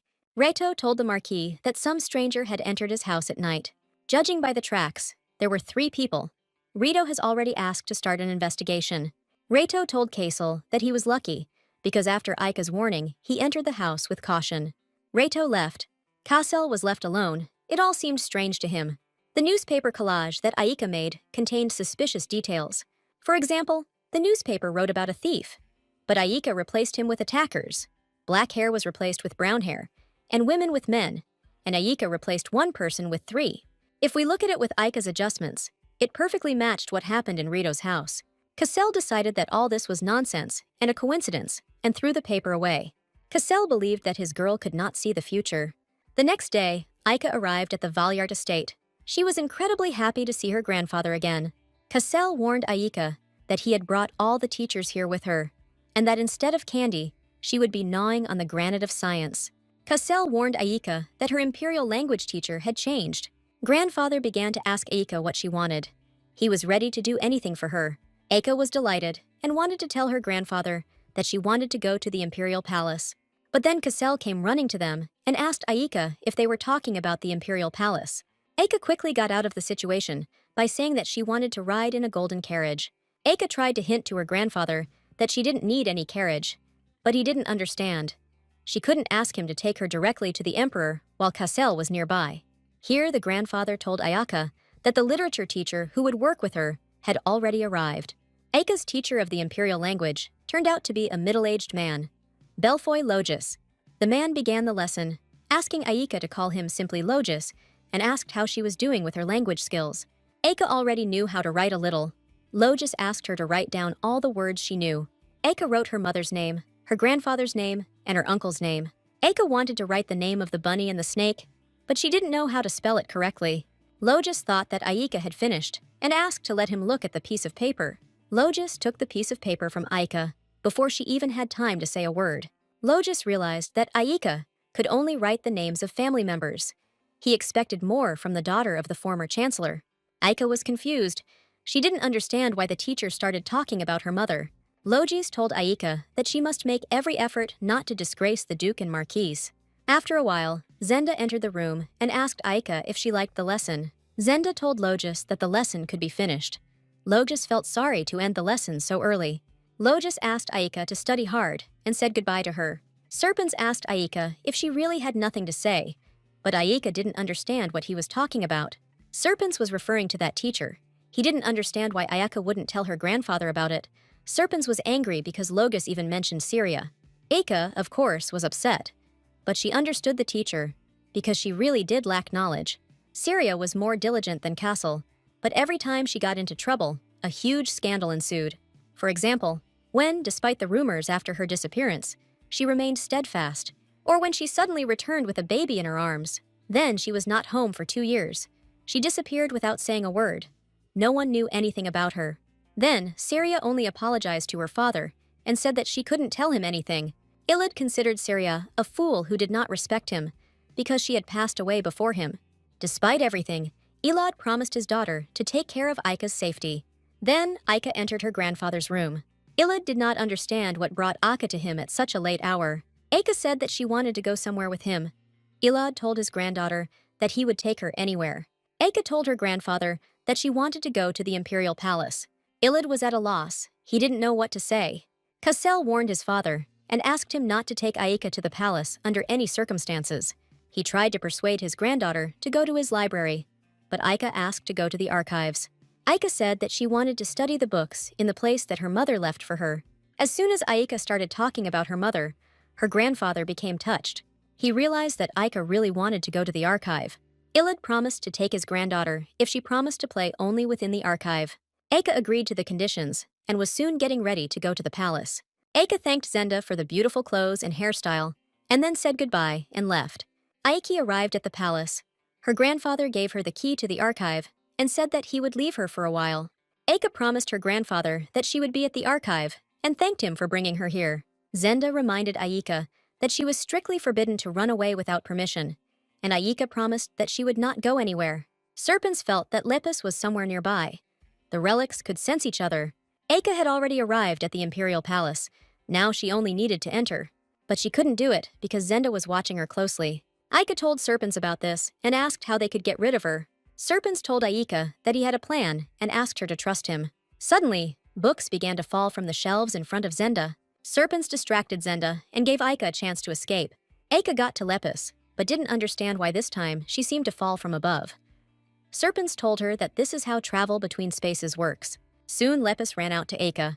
Aika told Lepus that she had come for a short time and that she would have to go soon. Lepus asked Aika to wait a little. He wanted to help her. Lepus took out some book and started looking for the necessary information. Lepus set the right time, then connected the outer part to the inner one. This way, Lepus was able to create the illusion that Aika was standing in the archive. Lepus connected her shell from another time and shows it as an afterimage. Lepus said it didn't look quite perfect, but others shouldn't have noticed the change. Now that the problem was solved, Lepus asked Aika to tell him what had happened. Lepus admired Aika. She had grown so much that she could see the future better. Aika asked Lepus how she could recognize and defeat a hunter if she encountered him. Lepus thought. He didn't know how to explain this to Aika. Soon Lepus took a book from the shelf that told about hunters, but it was written in an ancient language. The title of the book is Lawless Robber Predator. Even before their abilities awaken, predators instinctively chase the aura of relics. If a seeker has discovered a relic, he must not miss the moment when a shudder runs through the body. This means that the predator is already close. Lepus said that Syria said that when she saw a hunter or a trap, her feelings intensified. Lepus asked Aika if she ever shook or felt cold for no apparent reason. Aika remembered the incident that happened in the garden. She told Lepus that she felt something similar. Lepus was surprised because it happened so early. With Aika, it happened very quickly, because if her style had become known, then something could have happened before that. Although Lepus did not consider Serpens a reliable assistant, Aika's sensitivity should have increased with him. Lepus looked at his watch and realized that time had already passed. He told Aika that it was time for her to return, because if she continued for too long, the illusion might become implausible. Aika was about to leave, but Lepus stopped her. He had one more question. He wondered why Serpens spoke in such a strange voice. Serpens was angry with Lepus because he wanted to keep it a secret from Aika. He didn't understand whether Lepus would ever be able to shut up or not. He even thought about eating him. Lepus explained that Serpens' voice was originally much lower, and he didn't speak in such an annoying tone. Aika didn't mind Serpens' voice, but she decided to check if it was true. Serpens had to confess everything. He hid his voice from Aika, not for his own benefit. Aika was very scared when she first met him, so he decided to speak more softly so as not to seem scary. Aika heard Serpens' real voice. She was delighted. Serpens' voice was very low. Aika realized that Serpens had spoken like that and had changed his tone for her sake. Aika told Serpens that she wouldn't be afraid even if he grew bigger. She thought Serpens' voice was cool and asked him to speak in a way that suited him. Aika was returning back. She was happy. Aika was finally able to see Lepus. First, she decided to go back before her uncle noticed her absence. But as soon as Aika climbed out, she immediately saw Cassel in front of her. Cassel, of course, was glad to see his beloved niece, but he did not understand why she was not at home. Aika didn't understand why her uncle was there, but Cassel asked her what would happen if she didn't listen to him. Aika was confused and said that she had forgotten. Cassel decided to remind Aika what happens when she doesn't listen to him. He grabbed Aika and carried her towards the exit of the archive. Aika was already in the carriage. She was surprised, because she expected her uncle to start scolding her. But from the moment they got into the carriage, Cassel did not say a word. Aika was tense about this silence. She wanted her uncle to tell her at least something. Aika decided to start the conversation first. She asked her uncle if he was very angry. Cassel asked Aika if she really considered this a conversation. Cassel didn't understand what to do with such a naughty child, because nothing helped. Aika noticed that her uncle's gaze became warmer. She thought that he was no longer angry. Cassel asked Aika if she was really happy that what she had planned had worked out. But Aika told her uncle that she simply loved him. Aika decided to ask her uncle why he returned so early. Cassel said that a bird sang to him that One Nut was not listening and was running around wherever it wanted. Cassel asked Aika if everything was okay in his absence. Aika replied that everything was fine. Aika tried to appease her uncle so that he would forgive her and not scold her. Cassell thought about it. He didn't know whether to forgive Aika or not. A couple of days passed, and in the morning, Aika burst into her uncle's room and started waking him up. Cassell picked up Aika and sent her to the dining room. He needed to get dressed. Soon Cassell came out into the hall, but did not see Aika there. He didn't understand where she had gone, because a couple of minutes ago she had complained to him about being hungry. But then Aika appeared behind Cassell. Aika ran for a leaflet. It said that a new museum had opened. Serpents told Ike that there was a lot of stuff in that museum, so there could be artifacts there. Aika asked her uncle to take her there, citing the fact that there were many strange and outlandish things there. Aika also suggested taking Rusby with her. Cassell promised to think about it. Cassell decided to take Aika to the museum and allowed her to take Ruspa with her. Aika was happy. She was going to finish her dessert and tell Serpents about it. Time passed. Aika and Cassell were getting ready to go for Ruspe, and then to the museum. But then Cassell noticed that Aika was covering her mouth with her hand.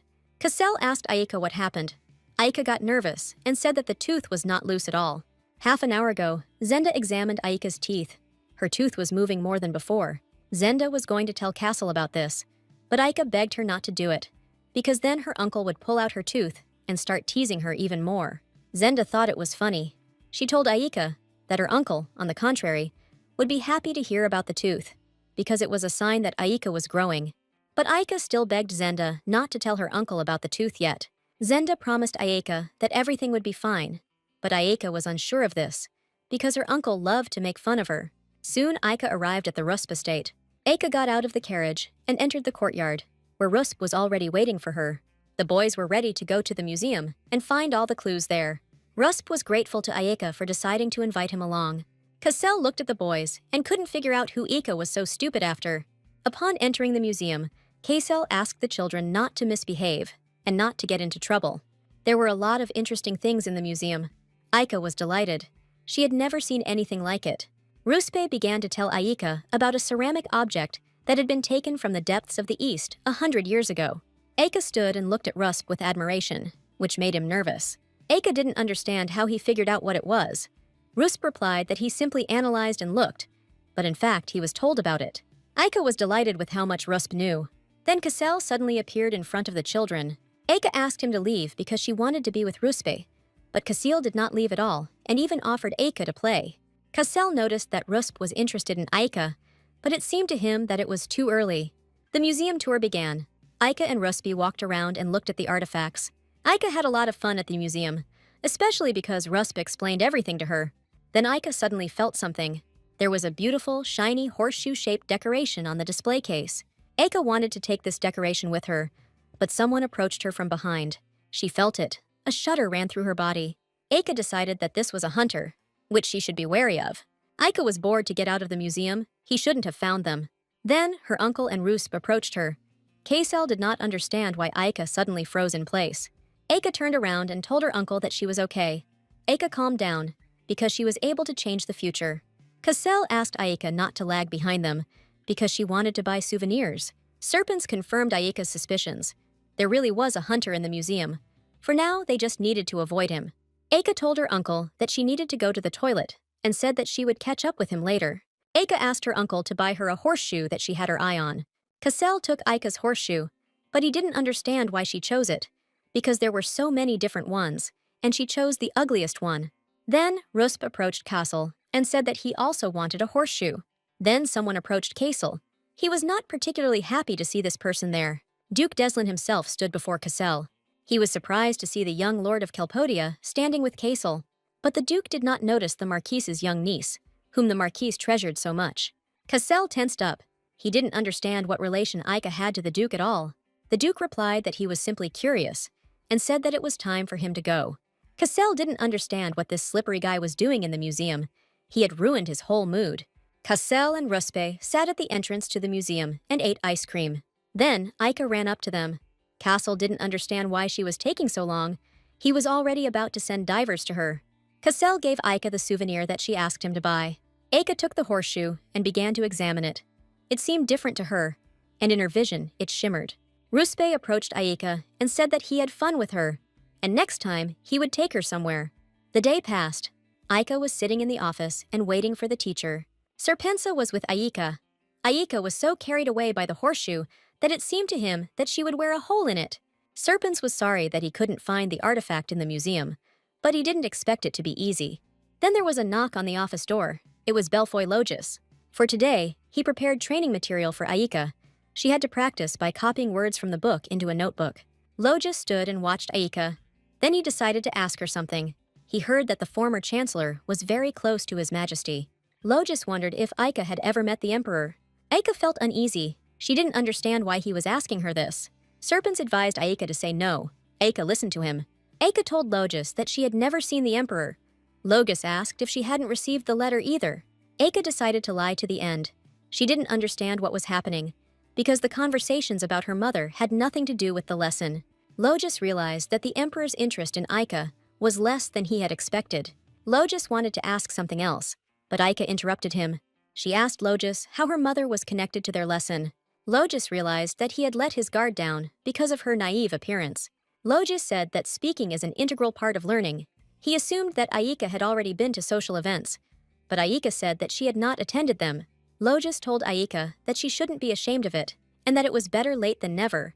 Aika didn't understand if there was anything bad about it. Logis told Aika that he was a very reliable person, and she could tell him everything. Serpens told Aika that he felt that this teacher was talking a lot of nonsense, and was not teaching Aika the language at all. Logis finished the lesson. He was tired, because it was always difficult for him with children. And it also seemed to Logis that the Marquise had not yet figured out the plan. Logis needed to find proof that Aika was the emperor's illegitimate child. One person asked him about it. Serpens still asked Aika to tell the adults about this suspicious teacher. Aika asked Serpens not to be angry, because everything was fine with her. But Serpens was worried about Aika. Aika suddenly heard something. He asked Serpens about this, but he didn't hear anything. Aika heard the sound of a horse. She thought it was her uncle. But from this room, it was impossible to hear what was happening in the yard. Aika was absolutely sure that she heard the sound of a horse. She was upset, because she was already happy that her uncle had arrived. After this, Aika went to bed. In her sleep, Aika began to hear the horse again. She thought that her uncle had arrived after all. Here Aika woke up from this sound, looked at the nightstand, and was very scared. The sound she heard came from the horseshoe. Aika quickly began to wake up Serpens, who did not understand what had happened. Serpens was angry. He was not particularly happy to see the light. Then he turned to the horseshoe. It had very strong energy. He thought it was an ordinary souvenir, but now he realized that it could be a relic. Serpens offered to wake her up, but she wasn't sure, because she needed to know the name. Aika took the horseshoe in her hands, and it immediately went out. Serpens suggested that Aika visit the archive and find at least an approximate name. Aika wasn't sure that Cassel would let her go. Serpens really wanted to go to the archive. He wanted to awaken their first find. He also said that no one had ever found a relic so quickly. Then Cassel entered Aika's room. He didn't understand why Aika wasn't sleeping yet. Aika said that she had just woken up.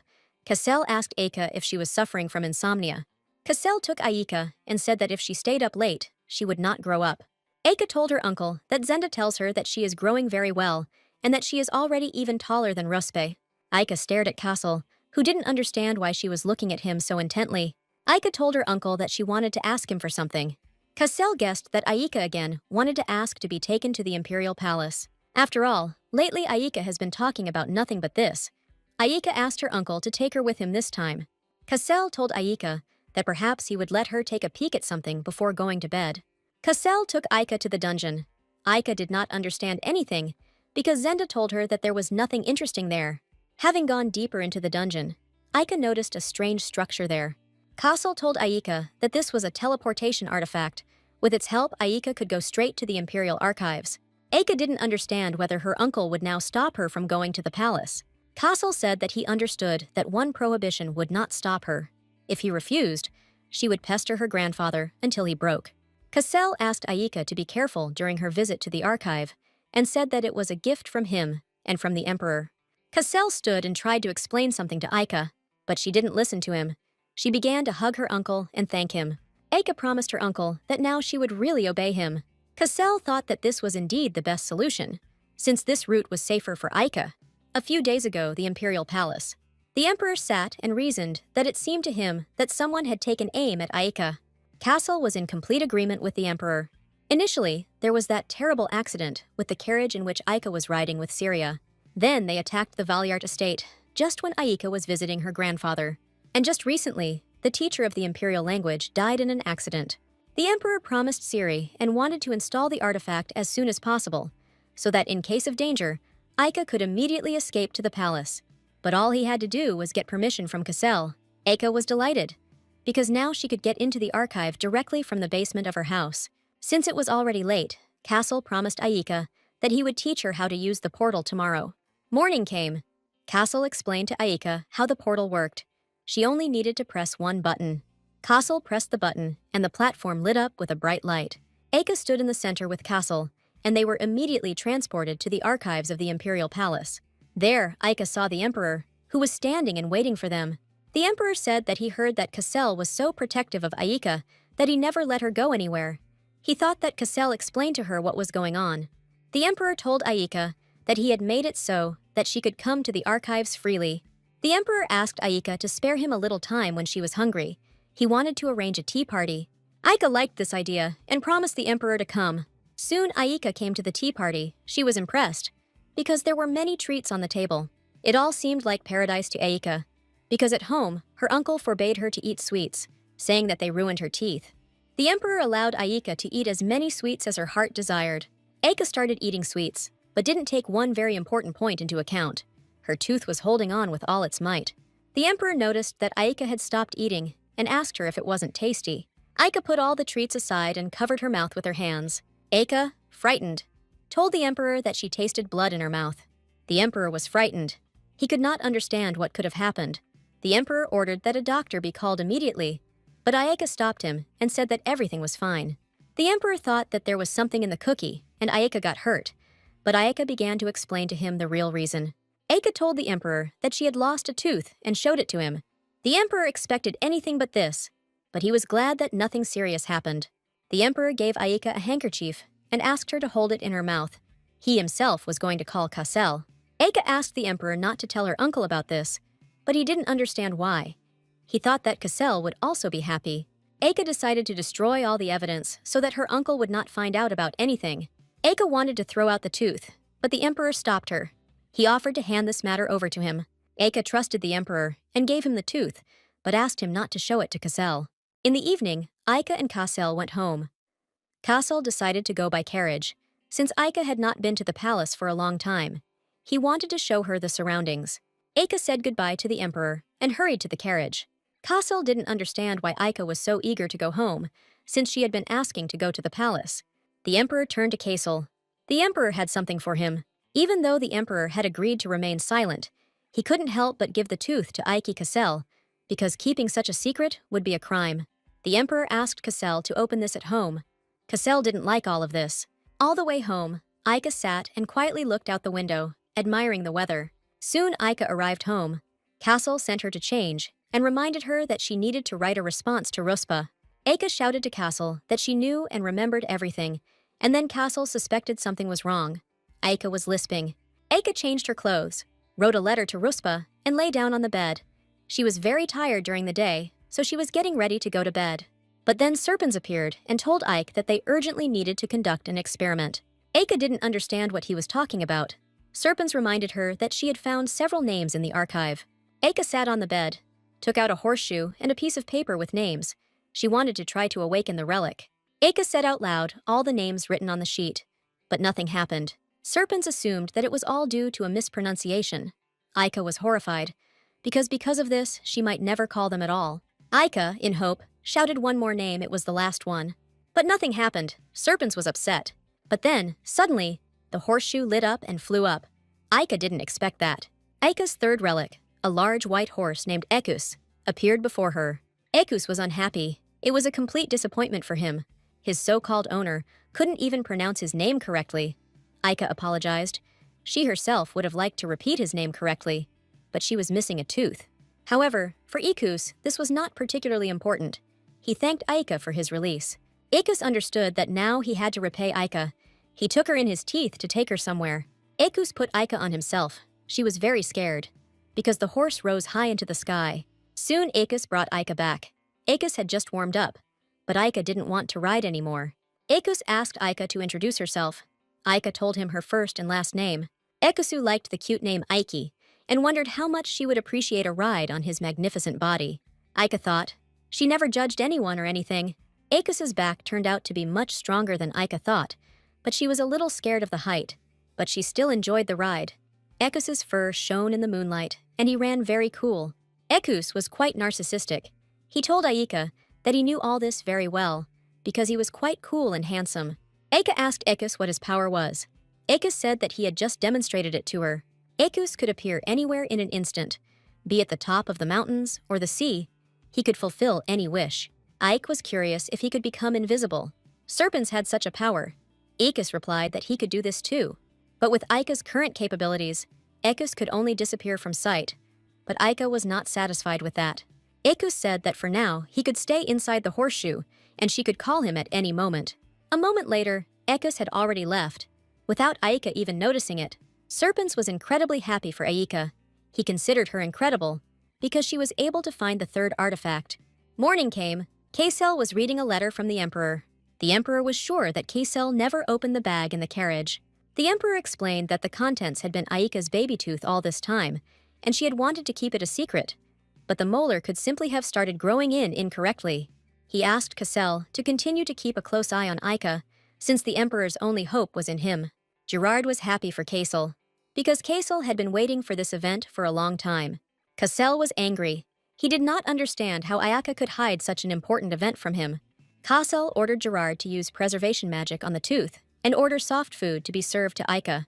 Gerard went to carry out Kaisel's order, and on the way he bumped into Zenda. He ran up to her and hugged her tightly, calling Zenda sister. Zenda got angry. She asked Gerard not to call her that at work. Gerard said that there was no one there. Besides, he had taken out all the trash. He was expecting gratitude. Zenda realized that Gerard was talking about the attackers on the Valyart estate. Gerard hadn't gotten to their leader, but he had taught them a good lesson. Gerard also told Zenda that he had important news for her. Gerard opened the bag and pulled out Aika's tooth. He showed it to Zenda. Zenda was delighted. She had noticed the looseness of this tooth for a long time and was waiting for it to fall out. Zenda asked Gerard if the gentleman knew about this, because Aika was afraid of this. Gerard said that Kaisel was aware, but was trying to keep everything to himself. Kaisel was very kind to Aika. Zenda did not understand how they could call him a mad dog. Gerard believed that Kaisel really did look like a dog, especially when he was angry. For such a wonderful occasion, Zenda decided to cook something for Aika. Someone was very angry with the Valyart family. Marquis Ligier did a lot of damage without even bothering to attend the noble council. And now he doesn't seem to know where his place is and is opening his own academy. It was Duke Deslin. He ordered his servant to stop the construction of the academy at any cost. The fact that Kaisel had a weak spot was only to their advantage, but the attack on the estate failed. With such impregnable defense, they couldn't even take advantage of the breach. Then a servant brought the Duke a parcel. He did not understand who it could be from. The servant explained that, judging by the stamp, it was the Cheshire Trading Company that had sent them a gift as a thank you for the deal. The Duke had close ties to the company and was curious about what it was all about. When Deslin opened the box, he was horrified by what he saw. The gift box contained a white snake's head. Deslin ordered to immediately find out who sent him this parcel. The servant said that there was a letter in the box.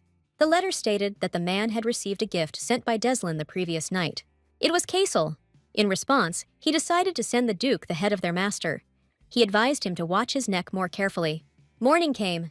As soon as Ayaka woke up, she saw a letter and a wrapped box on the bed. It was a letter and a gift from the Tooth Fairy. She exchanged Aika's tooth for a gift.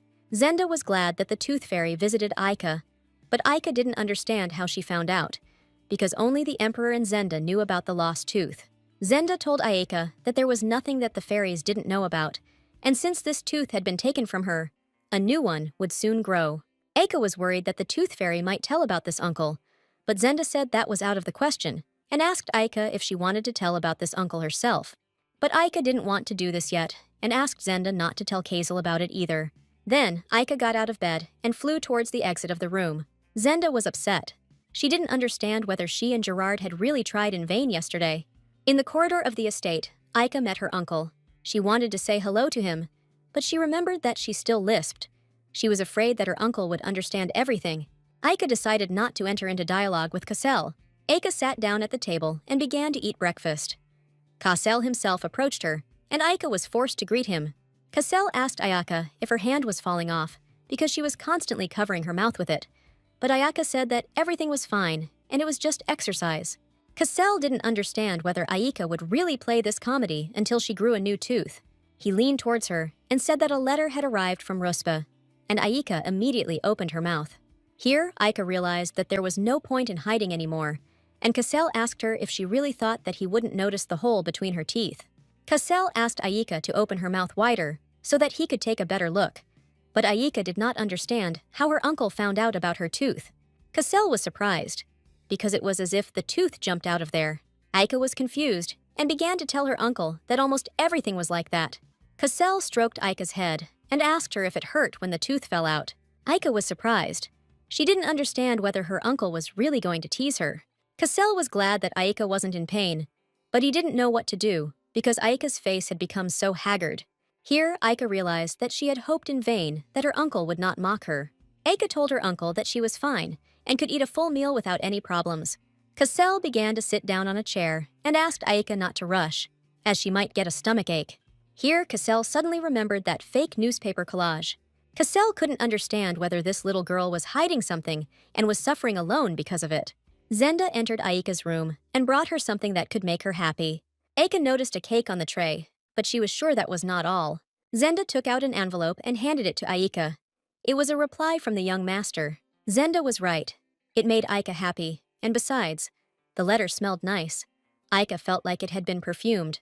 Zenda also told Ayaka that she had finished the thing that Ayaka had assigned her earlier. Zenda made a horseshoe necklace for Ayaka. Now, Ayaka could safely carry Ekis on her without worrying that he would get lost. Ayaka started reading the letter from Ruspe, and her face immediately changed. Zenda didn't understand what had happened. Ruspe was heading to his lands with his father, so he won't be able to send letters to Ayaka for the foreseeable future. It was very far from here. Even in summer it was cold there. Snow could fall for weeks. The duchy was as large as the marquisate belonging to the Regir Castia family.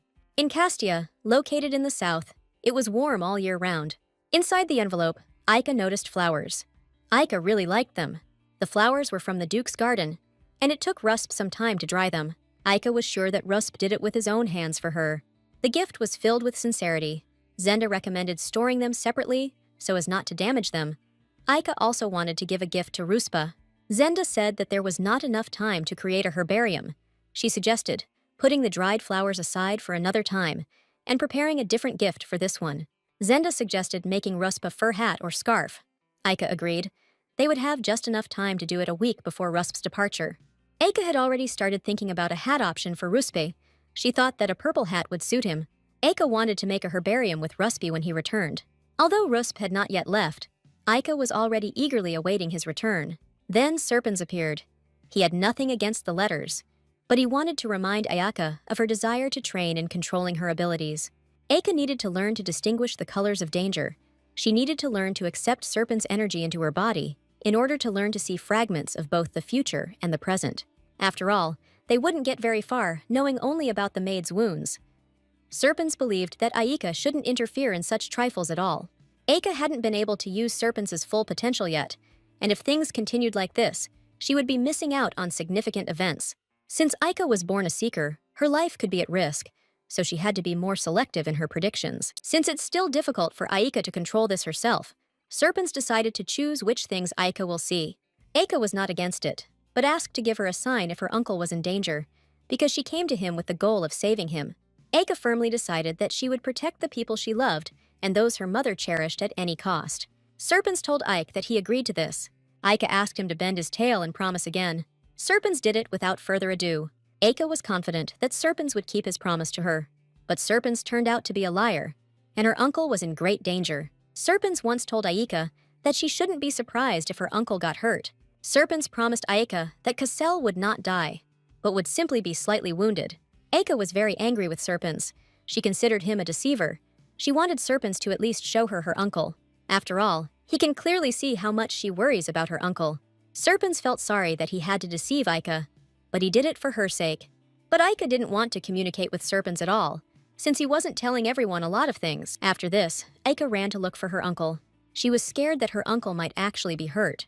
On the way, Ayaka met Gerard, and she began asking him about her uncle. Gerard told Ayaka that the gentleman had not yet returned and sent her to bed.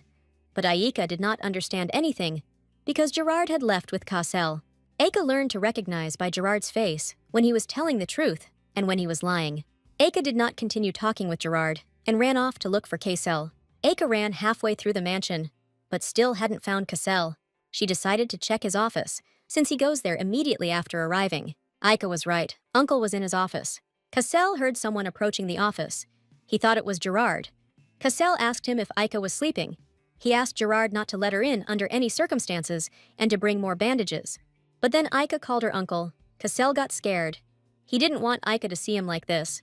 Cassel stood up and turned towards Aika. He immediately saw his tearful niece. Cassel was angry with Aika for not sleeping. He told her that he was fine and ordered her to run to bed. But Aika noticed the blood seeping through the bandages and rushed to her uncle. Aika started asking her uncle if he was in pain. Cassel asked her not to panic and said again that he was fine. Cassel took Aika in his arms and asked her to stop crying. Aika asked her uncle to let her go because his hand was injured and it could hurt him. Cassel said that he was not in pain and that he was not going to die. He once again asked Aika to calm down. Then someone entered the office and asked Cassel if this was Aika, the girl he was talking about. Aika didn't understand what kind of person this was. She was seeing him for the first time. A tall, fair-haired guy stood in front of Aika and greeted the girl. The guy was touched by Aika. He didn't even understand how she could be of the same blood as Cassel. Then he remembered that he had forgotten to introduce himself. It was Baron de Lamud, a friend of Cassel.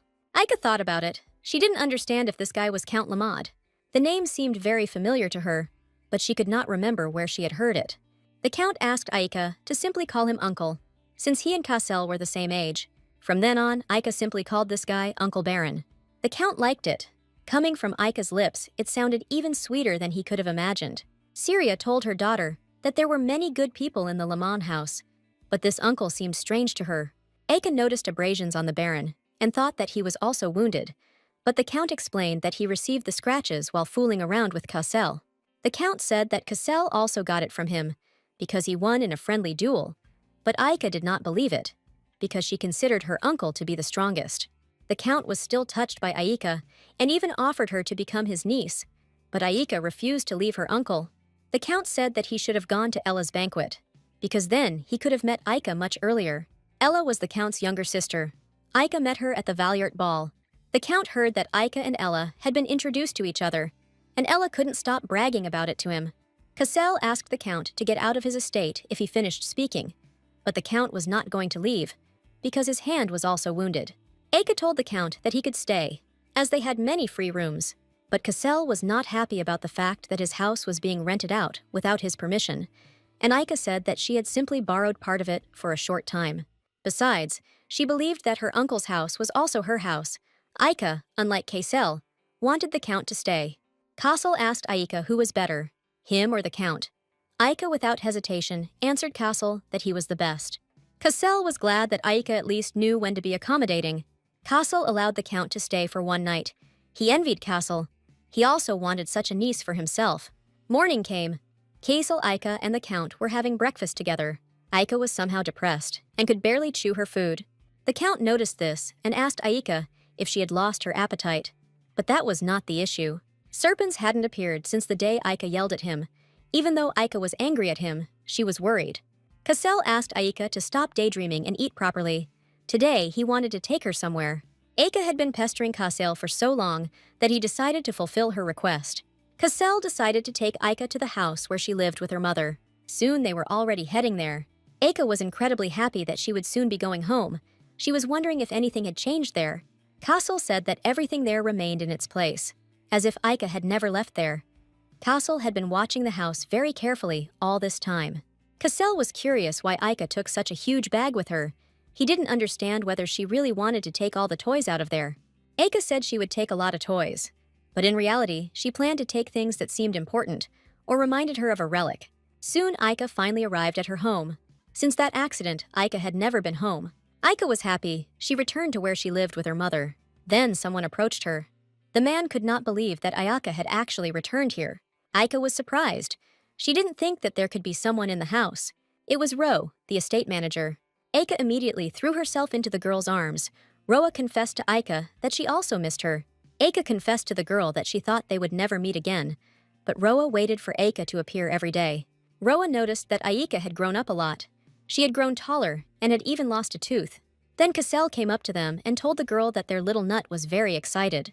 Roa greeted the Marquis, the first time she had the honor of meeting him in person. Roa communicated with Cassell by correspondence while she was managing the estate, and he kept her constantly informed of all the affairs. Aika was shocked. She didn't understand whether her uncle had really divulged the information. By the time Cassell and Aika arrived, Roa had packed the things Cassell had mentioned in his last letter into boxes. Aika became curious about what her uncle had decided to take, but Cassell said that she didn't need to know. Aika was outraged because this was her home.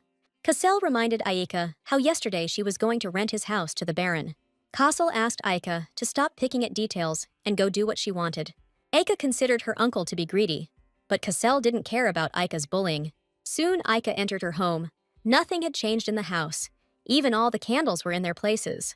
Here Aika stood against the wall and froze in place.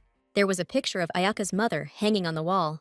Aika began to remember how she looked at this picture as a little girl when her mother was not around. Aika loved her mother very much. She considered her the most beautiful and coolest. The series told her daughter that Aika could look at this picture when she was not around, and then her mother would magically appear. Then Serpens appeared. He felt that Aika was sad and asked her if she missed her mother very much. Aika reminded Serpens that they had not yet made peace and asked him not to talk to her. Serpens, to Aika's surprise, asked her for forgiveness. Serpens realized that he had acted recklessly then, and he deeply regretted what he had done. Aika also apologized to Serpens for being so angry with him. Aika thought that something terrible had happened to her uncle. Aika and Serpens made peace. Aika entered her mother's room and was surprised. She had never seen such order there. Syria's desk had always been a huge tower of documents, but now it was perfectly tidy. At the table, Aika put the seal instead of her mother. Serpens was shocked by this fact. The series allowed this to her daughter. She thought it was normal, provided that Aika did everything right. The box was now completely empty. Serpens believed that Syria could have hidden everything in a safe place beforehand. Aika began to think where she would hide everything if she were her mother. A large wardrobe caught Aika's attention. Aika decided to look there. She thought that her mother could have hidden something important there. Aika remembered the hide-and-seek game she and her mother used to practice playing. Aika thought that Syria could definitely have left something there. The series taught Aika to hide in the closet, so Aika decided that the closet could be a safe place. After a thorough search for something interesting, Aika found a small box. The box was wrapped with Ayaka's favorite yellow ribbon, so Aika was sure that her mother had left these things behind. Aika was touched and almost cried. She tried to hold back her tears as she promised not to cry. Aika told Serpens that she thought this find was enough, and they could return. Aika was sure that her mother had left a whole bunch of useful things for her. Kelpadia Estate. Father Ruspe reminded his son that he allowed him to meet with Aika on certain occasions. He told Ruspe that from now on, he should stay away from Miss Valliart. Previously, Ruspe's father was not against his son communicating with Aika, but circumstances changed. The nobles began to spread rumors that Ruspe was deeply infatuated with a miss of unknown origin. Some even said that Ruspe was planning an engagement. Ruspe told his father that there was no talk of an engagement, since he and Aika did not have that kind of relationship. The situation would have been different if the status of the Duchess had been officially announced. But as it was, participating in gossip was of no use. Father asked Ruspe not to forget that he was the only heir to the imperial throne. He always had to act impeccably, hiding his shortcomings. At this point, the conversation ended. The man sent his son to prepare for departure to the estate. The man was very worried about his son. After starting his training as heir, Ruspe's smile became rare and fleeting. His mother wasn't happy about it either, since Ruspe was at an age when he needed to develop and play. But the man believed that, for now, this was the best they could do for their son.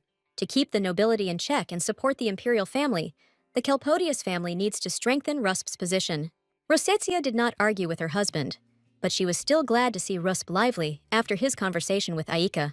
Rosetia also heard that Ruspe and Aika had been exchanging letters lately. The man thought that the Valliart family was also being cautious, since Ayaka had been hidden from the public for 7 years. He allowed Ruspe to communicate with Aika to support his son's desire, but much about him still raised questions in the man.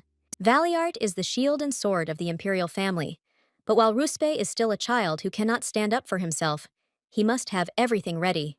Ruspe had already arrived in his domain. He was reading the letter that Aika had sent. Since it was very cold in the domain, Aika gave him a purple fur coat. If Ruspe had known that he would receive such a gift, He would have made every effort to meet with Aika before leaving. Ruspe hadn't been dating Aika for very long, but he already missed her. He was incredibly curious about what she was doing there now. Meanwhile, Kaysel was tormenting Aika, asking her to say A, and open her mouth wide. Aika opened her mouth and screamed. Another tooth was missing at the bottom of her mouth. Kassel was delighted. He joked with Aika that at this rate she would be left without teeth altogether. Kassel asked Aika if she answered the tooth fairy. Aika replied that she asked her for a beautiful tooth. Kassel believed that soon they would have to bribe the fairy, because Aika was such a difficult child, while Aika thought that she was quite obedient. Kassel asked Aika not to cross the tooth fairy under any circumstances. The other day, Kassel was planning to visit the new academy, and he asked Aika if she wanted to go with him. Aika didn't mind going there, and she also wanted to take Ruspi with her when he returned. At this point, Aika's work was finished, and she went to unpack her things. Aika and Serpens bent over an item from a box found in an old house. Aika couldn't understand what was written there. Serpens didn't know what it was either. The words written on the sheet were pink flower, infinity sign, hunger and lamp. Aika and Serpens decided that it was a code, and they started trying to decipher it. On the piece of paper was a family crest. Syria told her daughter about it, but Aika knew nothing about what was drawn below. Serpens suggested that Aika figure out the rest, but Aika said that Syria had said that this was how they should start. All this reminded Aika of the clues she saw when she went treasure hunting with her mother. Then, Aika had to match the clues in order to find the treasure. Aika had studied a lot and had been on a lot of treasure hunts with her mother, so this riddle was definitely within her power. Serpens forgave Ike for not rushing. His abilities were growing drop by drop. Gradually, he saw the right future. Akus was also with them and could also help. He could gallop away somewhere far away in a second, or take Aika somewhere secretly. Aika thanked Ikus, but Serpens was outraged. He didn't understand why Ikus appeared, even when he wasn't called. A couple of days passed. Zenda tried to dissuade Aika because it was too dangerous. After all, Aika could accidentally get hurt, and Zenda could be scolded by Cassel for that. Zenda didn't lose hope of dissuading Aika, but the girl was determined. After visiting the old house during the day, Aika trained her abilities with Serpens, and in the evenings she studied the clues left for her by her mother.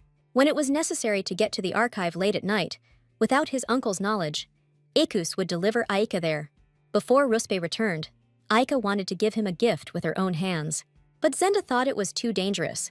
She suggested that Aika choose the threads and embroider the design together. Aika begged Zenda to let her try it herself. After that, Zenda couldn't refuse Aika, but she also couldn't let her do it herself. Aika's manipulations were getting better and better, and Zenda was finding it harder and harder to cope with them.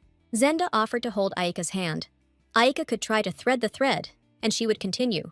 Aika agreed. She wanted to embroider the dried flowers that Rusp had given her, both flowers that he had sent.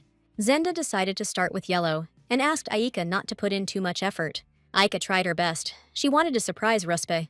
Thanks to Zenda's help, Aika was doing very well. Then Cassel looked into their room. By that time, Aika and Zenda had finished embroidering the yellow flower. Aika was delighted, but she still felt like it was only thanks to Zenda.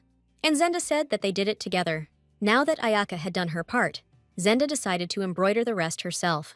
Soon Zenda had already finished the drawing. Aika was delighted. It looked as if the flowers had bloomed right on the scarf. The scarf could get dirty on the way, so Aika decided to put it in a box. Aika wrapped her gift, and it was now ready to go. Aika was curious whether Ruspa would like her gift. Zenda said that of course she would, because the gift was filled with sincerity. Rusp returned home, but he was in no mood. Here he was told that a gift and a letter had arrived from the Marquisate of Lighir. Rusp took the letter in his hands. He did not understand whether it was from Aika. Ruspe thought that in the letter, Aika would offer to meet him, and he could not refuse. So he did not understand whether he should talk to his father again. But his father was adamant that time, so Rusp wasn't sure if he would listen to him. But after reading the letter to the end, Rusp was horrified. In the letter, Aika wrote to him that she was ill. Meanwhile, Aika was walking along the corridors of the mansion. She wondered if Rusp had received the letter. She was sorry that they would not be able to see each other for now, but there was nothing that could be done. Then someone approached Aika and said that young Mr. Ruspe had arrived to see her. Rusp stood at the gate of the mansion. Aika was at a loss. She didn't expect that, after the letter, Rusp would immediately come to her. Aika lay down on the bed and wrapped herself in a blanket. Rusp sat next to the bed. Ruspe apologized to Aika for the sudden visit. He was very shocked by the message, so he immediately went to her. Rusp was worried. He asked Aika what hurt her, because she wrote to him that she was ill. Aika didn't understand what to do. She knew for sure that she was in big trouble. Aika told Ruspe that she got sick so that he wouldn't come, but he came running headlong. She didn't think about it at all.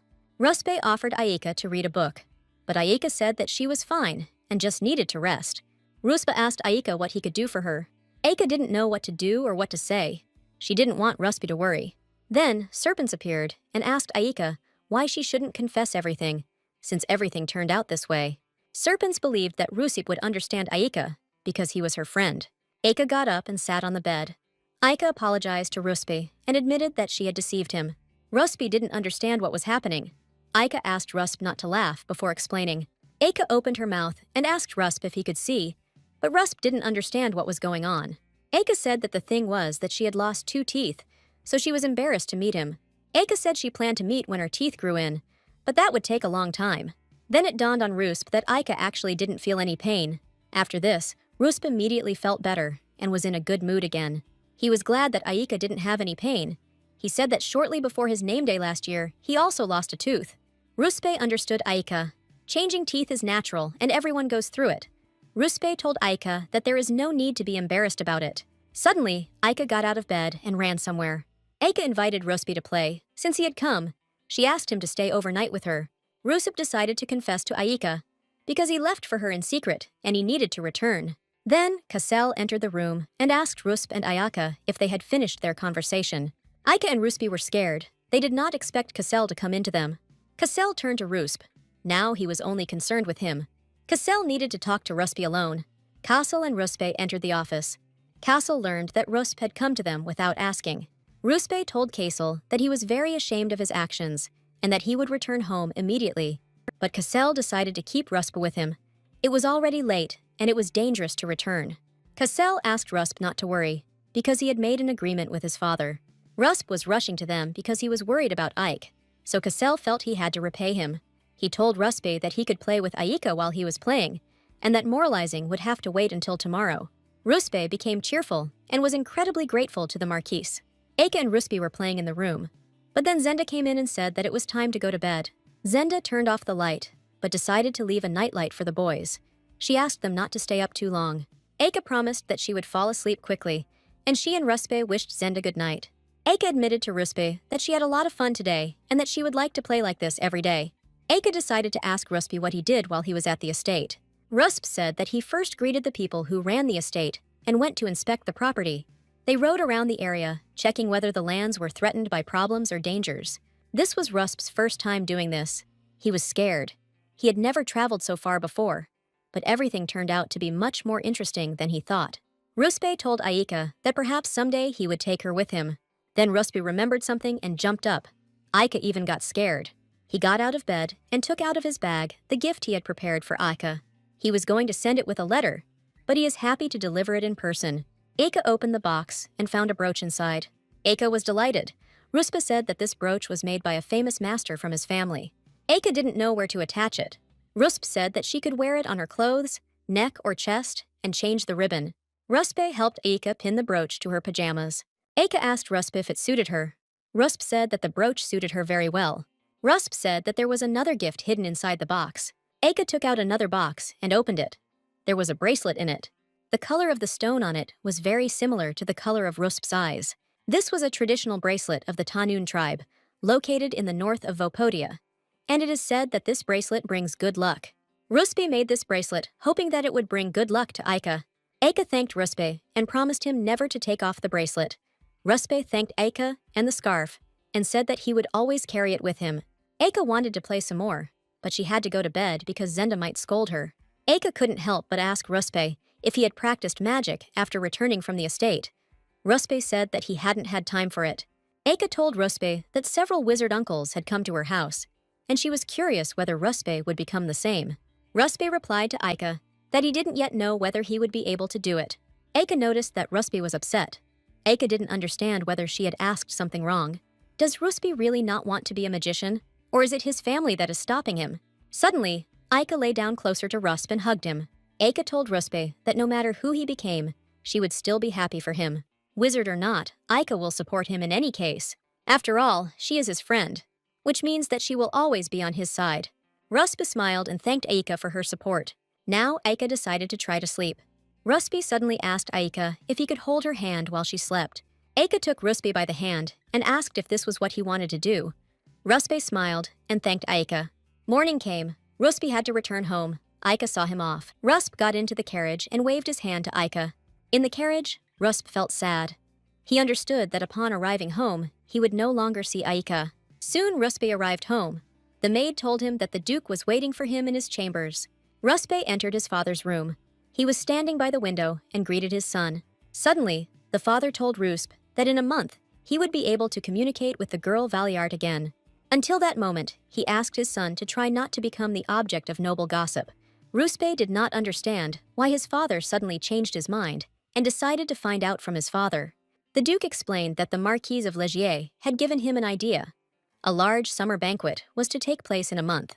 On this day, Aika Valiart was to be officially declared the heir to the House of Valiart. A week passed. Aika was sitting at lunch. Cassel slipped her some kind of envelope. Aika didn't understand what it was. Cassel explained to her that it was an invitation. Aika didn't know about the announcement yet. Cassel explained the invitation by saying that she was bored sitting at home. They were supposed to go to a banquet with their grandfather. Cassel asked Aika to pay more attention in class, and he himself was going to choose a dress for her for the banquet.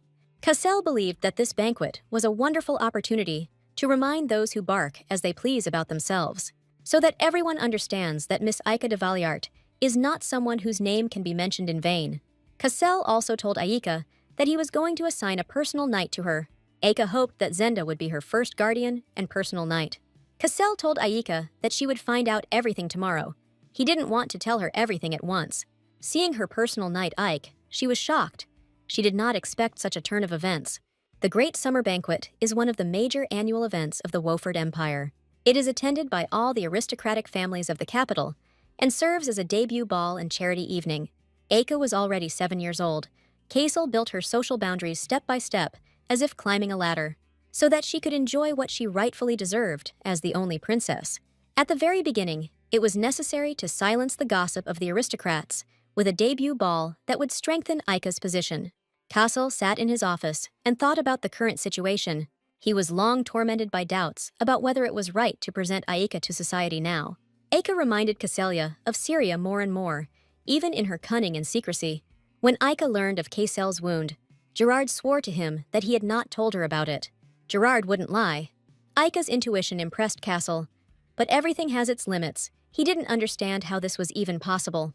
After that attack on Rado's house, Aika acted as if she knew the future. Syria and Aika were very similar to each other.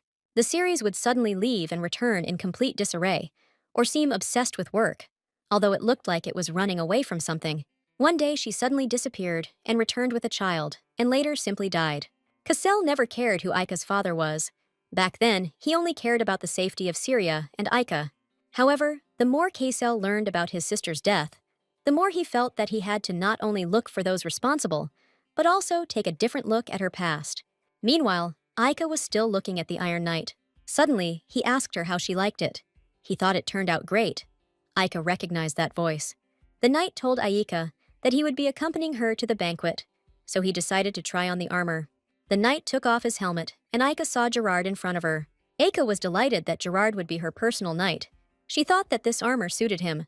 Gerard bowed before Aika and said that he would protect her at the cost of his own life. Aika didn't understand who would look after her uncle then. Gerard replied that other knights would go with him. Zenda came up to them from behind and asked Gerard to take off his armor, as he was going to a banquet, not to war. But for Gerard it was very important. He was appointed as the young Mrs. Knight, so he thought the armor was necessary. Besides, he had already polished it to a shine. In any case, Zenda was glad that Gerard became Aika's knight. He would not be afraid to put his life on the line in order to protect Aika. It was time for Aika to go to class, where she would be taught the etiquette that needed to be followed at a banquet. After Gerard was chosen as Aika's guardian, the day of the banquet was rapidly approaching. Cassel and Aika were busy with preparations. Fortunately, Teacher Logis did not do anything special. The best thing was that Aika's tooth had already grown significantly, and Aika stopped whistling. In the morning, the peacock lady named Esmeralda prepared a whole bunch of dresses for Aika. Aika tried on each of them and barely chose one. after which Esmeralda instantly took away all the rest. Aika really liked that dress. She looked very cute in it, so she wanted to try it on again. Aika was in anticipation, because she had never had such a big banquet before. Here, Cassel decided to ask Aika directly whether Gerard had told her about his injury. Aika told Cassel that none of the servants had told her about this. Cassel asked Aika how she then realized that she needed to run to him. Aika didn't know what to do, because she couldn't tell her uncle about the precognition. Aika said that, then she heard the carriage and rushed to meet it. But Gerard said that he arrived alone, but his face was strange. Aika didn't understand why she was shaking so much, because the lodge was small. Today, Cassel seemed especially serious to her. Cassel asked Aika if this was really why she ran to him. Aika said that everything was like that. She was interested in how his hand was. Cassel replied that his hand was already completely fine, and everything on him was healing like on a dog. Aika exhaled. Her uncle was his old self again.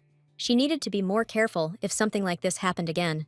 And then that very day came, the day of the big summer banquet. Aika was excited. She was told that she would meet many new friends. She wondered if Rusby would be there. Cassel explained that the Kelpodia family was required to attend the ball every year because they were members of the royal family. Cassel did not allow Aika to take off the sign. She was upset because she wanted to look beautiful at her first banquet. Aika believed that the nameplate spoiled her entire image. Cassel, on the contrary, thought it was cute. Aika arrived at the ball. She was delighted. Everything around was beautifully decorated. The first thing Aika did was meet her grandfather. He took his granddaughter in his arms and decided to carry her to the palace himself. The knights standing at the door greeted them and offered to escort them. Duke Valliart, Marquis Ligier, and the young lady of the Valliart house were introduced to the guests. All people's attention shifted to Aika. People thought that they would continue to hide her. Aika didn't particularly like the fact that all the people were staring at them. She was wondering if Rusp had arrived. Then someone told Aika that her dress looked incredible, like she was a princess. Aika turned her head and saw Uncle Baron and Rusby. The Baron did not understand whether Aika and Rusby already knew each other. Aika said that Rusby was her first friend. The Baron did not expect that Aika and Rusby would be such close people to each other. The Baron really wanted to know in detail how Aika and Rusby met. And he also heard that Aika had recently visited a new academy. Aika said that her grandfather helped her a little, and she wrote her name on a stone. Then they put them together. The Baron realized that everything was going smoothly with the construction of the academy. Later, Aika and Ruspe could go to the same school. Then Cassel turned his head and saw someone. As it was assumed they were already here, Cassel needed to take measures to prevent them from getting close to Aika. Cassel asked the Baron to lend him his ear. He wanted to whisper something to him. Aika was asked if she wanted to say hello to children her age and make new friends. Cassel asked Aika not to worry. He said that they would keep an eye on her. Aika was worried. She never had friends, except Rusby. She didn't understand whether she should go alone. Then Ruspe came up to her, took Aika by the hand, and suggested that they go together. Rusp was sure that then Aika would not be so scared. Aika agreed and thanked Ruspe. Aika and Ruspe were walking through the hall, when suddenly Aika called out to Ruspe.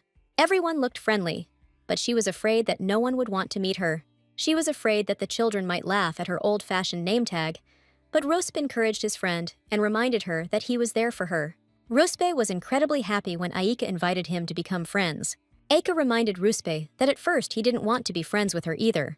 Ruspe asked her to forget about it. Rusp believed that once others got to know her better, they would quickly warm up to her. Aika realized that it wasn't scary at all if she couldn't make new friends. After all, she already has a good friend, Ruspe. Aika and Ruspe met 3 kids on their way. Aika introduced herself to them and asked if she and Rusp could play with them. But there was no answer. Aika did not understand whether she had failed from the very beginning. Here the girl asked Aika if she was a young lady of the Valliart house. The girl introduced herself to Aika. Her name was Refi. Her father was Count Daim. The girl was from the Daim house. Aika was glad that Refi knew her name and asked her to speak as usual, without formalities. But Refi believed that this was not right with a young lady. The girl was also 7 years old. Aika told her that since they were friends, they did not have to use formal speech. Ruspe also told Refi that everything was fine and they could communicate normally. Refi understood the guys and promised to talk to them as usual. Then another girl approached Aika and asked if she was that same Aika de Valliart, a girl with bright red hair and burgundy eyes, about the same age as Aika. Aika told the girl that she had a very cute dress and asked her name, but the girl continued to look angrily at Aika. She began to scold Aika for not having been properly trained in etiquette. because during a conversation, it was boring to show respect, and one could not begin by assessing the image. The girl believed that even despite Ika's age, she would soon become an authoritative person in Woford, and a representative of high society should set an example of impeccable etiquette. Ika said that her uncle behaved freely with close friends, but the girl said that the Marquis was an exception, and not everyone could act like him. Then, a boy intervened in the conversation and asked Aika not to pay attention. It was just that Corbin was fixated on the rules. The boy's name was Louis. He was from the Baroque's family of counts. Then the girl decided to give her name. Her name was Corbin. She was from the Earl Laurel family. Louis told Aika that he had heard that she lived in the Marquis's residence, and he was curious if the rumors about how things were organized there were true. It was the first time Aika had heard that there were some rumors about her uncle's residence.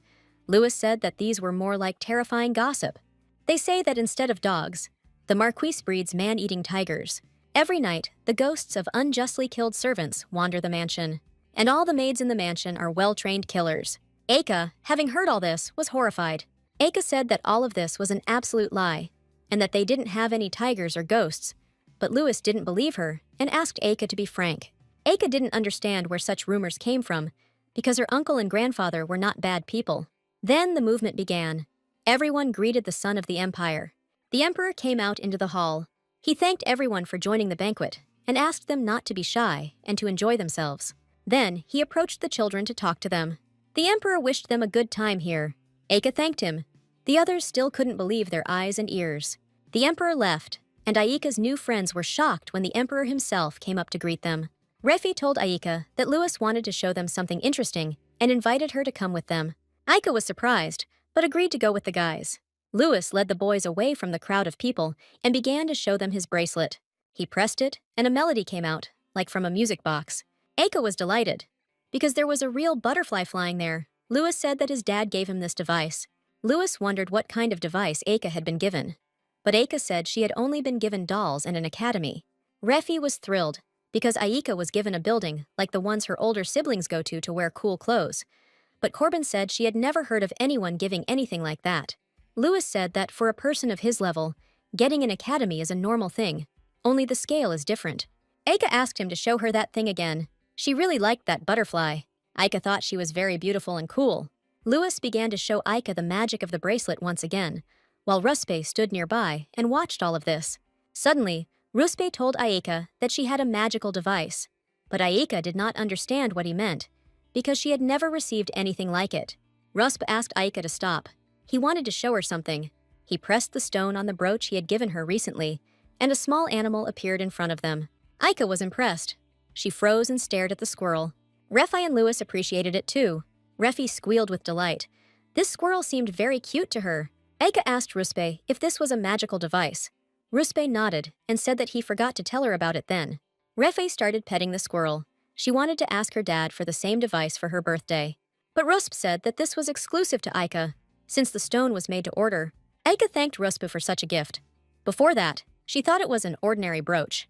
Aika also showed Rusp the bracelet he gave her. She hasn't taken it off since that day. Ruspe told Aika that he took with him the scarf that she made for him. Aika took Ruspe by the hand and suggested that they go look for some treats. Soon Ayaka and Ruspe were standing at the table and trying all sorts of treats. Deslin was outraged by Aika's behavior, because she frolicked as if she was at home. The man standing next to the Duke was also impressed by Ike's agility. Deslin thought they were starting to show their cards, but Aika was declared the young lady of the Valiant house, and the man was incredibly curious about whose child she was and whose power she was destined to strengthen. Fully aware that everyone's eyes would be on this, the Emperor still gave his consent. He seemed docile and reserved, but in fact he was cunning. Now Deslin kept all contacts to a minimum. Although he kept a close eye on the young lady, he was sure that Aika was a child with a connection to the Emperor. However, there has been no concrete evidence of this so far. But then someone leaned over to the man and said something to him. He was very happy, because progress appeared from an unexpected direction. Now this evening promised to be much more interesting. Grandfather came up to Aika. He was glad that Aika was having a good time.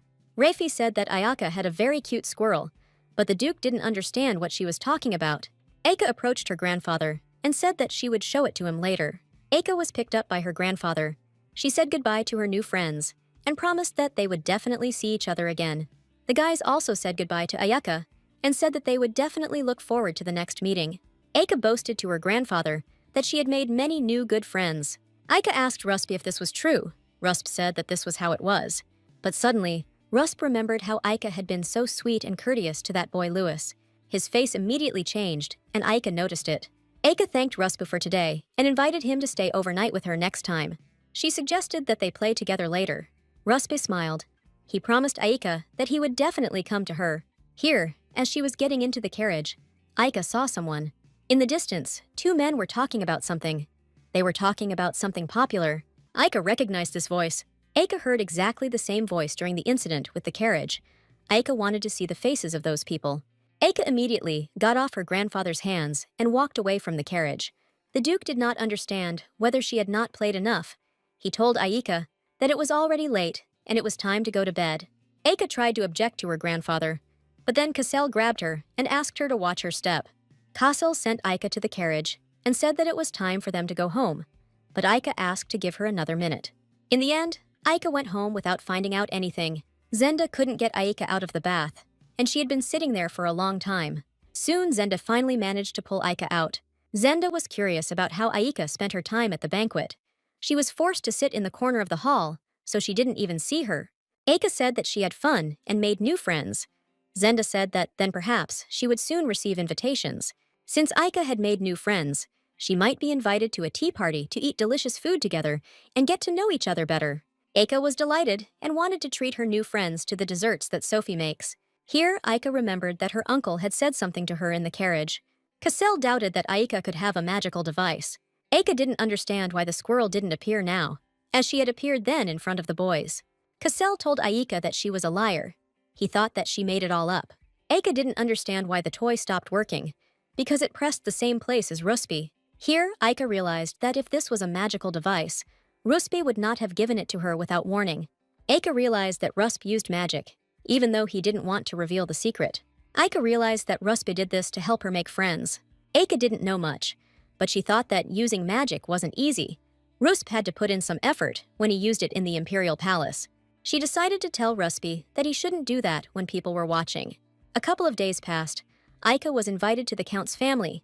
It was an imperial family, just like Valiart. Zenda gathered Ayaka and asked her not to worry too much, since the Count was a good man. Zenda asked Aika not to forget to take the gift and the sign, but Aika did not want to wear the sign.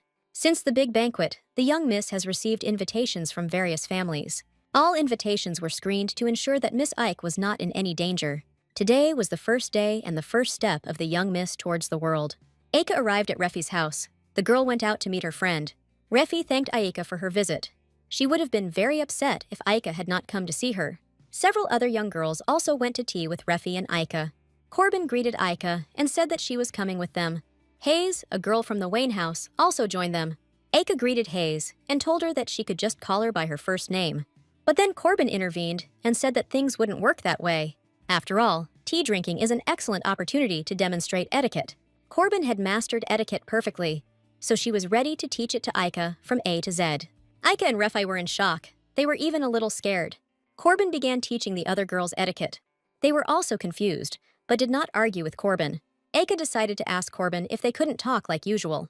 But Corbin believed that they had to adhere to the rules of etiquette, because they were the future of the Empire. Then someone came up and said that he had grabbed some tea and sweets, as well as a gift that Aika had brought. The tea party began. Refi thanked the girls for coming. She prepared her favorite tea and other drinks for them. Aika invited the girls to try the desserts that Sophie had prepared. Corbin was horrified. Aika again spoke informally. Aika started showing how to eat desserts. Corbin almost fainted when Aika took a cake with her bare hand. Then, Aika brought the cake to her mouth and carefully took a bite. Aika said it would taste better if you took a giant bite at once. Corbin began to explain to Aika that desserts should not be handled with bare hands. Here, Refi repeated after Aika. Then Hayes bit her, and Corbin was horrified. The girls were delighted. It really was tastier this way. The cake seemed to melt in your mouth. Corbin interrupted the girls, saying that it was impossible to talk with your mouth full. Hayes said the buttercream flavor comes out best when you take a big bite, and asked Corbin to try it. But Corbin couldn't do that. She believed she had to be a model of good manners. So Corbin decided to use a knife and fork as she should. Corbin tried the dessert, and she really liked it too. Refi asked Aika how to eat cookies. Aika said that they should be broken in half and dipped in milk. Then someone approached Aika and asked her if she was Miss Valyart. It was the man Aika had seen with Ruspe. The man told Aika that she had not changed at all since their last meeting. The girls began to greet the Duke, but Aika did not understand what he was doing there. Duke Nodium asked Aika what she was doing there and called her a little one. He didn't understand whether the Marquise was allowing her to wander wherever she wanted. Aika could not restrain herself and shouted to the Duke that she was not a baby. Aika said that she was invited as a friend and asked the Duke what he was doing there. Aika continued to quarrel and argue with Duke Nodium, while Hayes was restless. Aika asked the Duke, who he had come to scold this time. She said that she and the girls had done nothing wrong. But Nodium did not understand why he should scold the girls. He came to visit Count Dame. Aika reminded him that last time he scolded Ruspe. Although he had done nothing wrong then, Nodium noticed that Aika had already adopted her grandfather's character. He said that back then, it was for Ruspe's benefit. Then someone approached Duke Nodium and asked what he was doing there. It was Count Dame, Refi's father. Aika noticed that Refi looked very much like her father. He greeted Ayaka and said that she could continue to have fun, and if she needed anything, she could safely contact him. The Count called Duke Nodium into the living room. Aika suddenly felt sad. She realized that having a father was very wonderful. Nodium turned around and asked Aika to stop staring at him, since he had already said that he was leaving. The girls were in shock. They did not understand what happened between Aika and the Duke. Soon Aika told the girls the whole story. Refi believed that although Duke Nodium was strict, he was not a bad person. Aika remembered that her mother told her only good things about the Nodium family.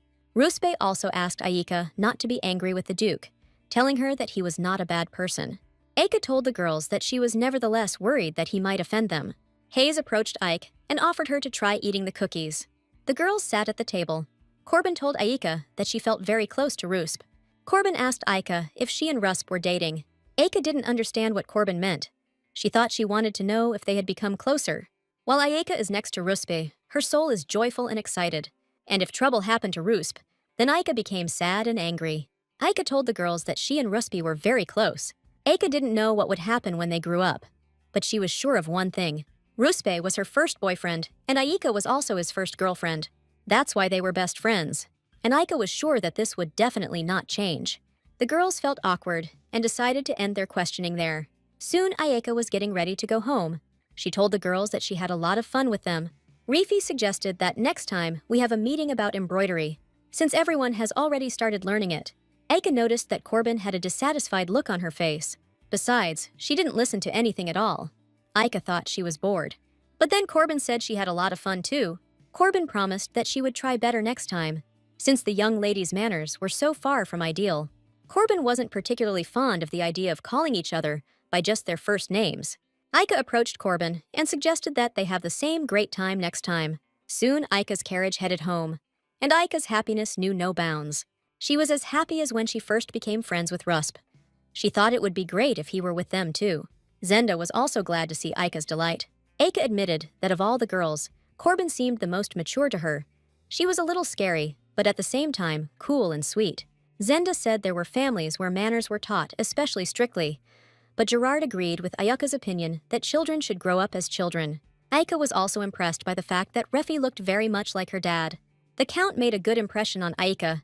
She was sure that he was a good man. Zenda realized that meeting with the Count was very memorable for Aika. She wondered if Aika felt lonely, seeing such a friendly couple of daughter and father.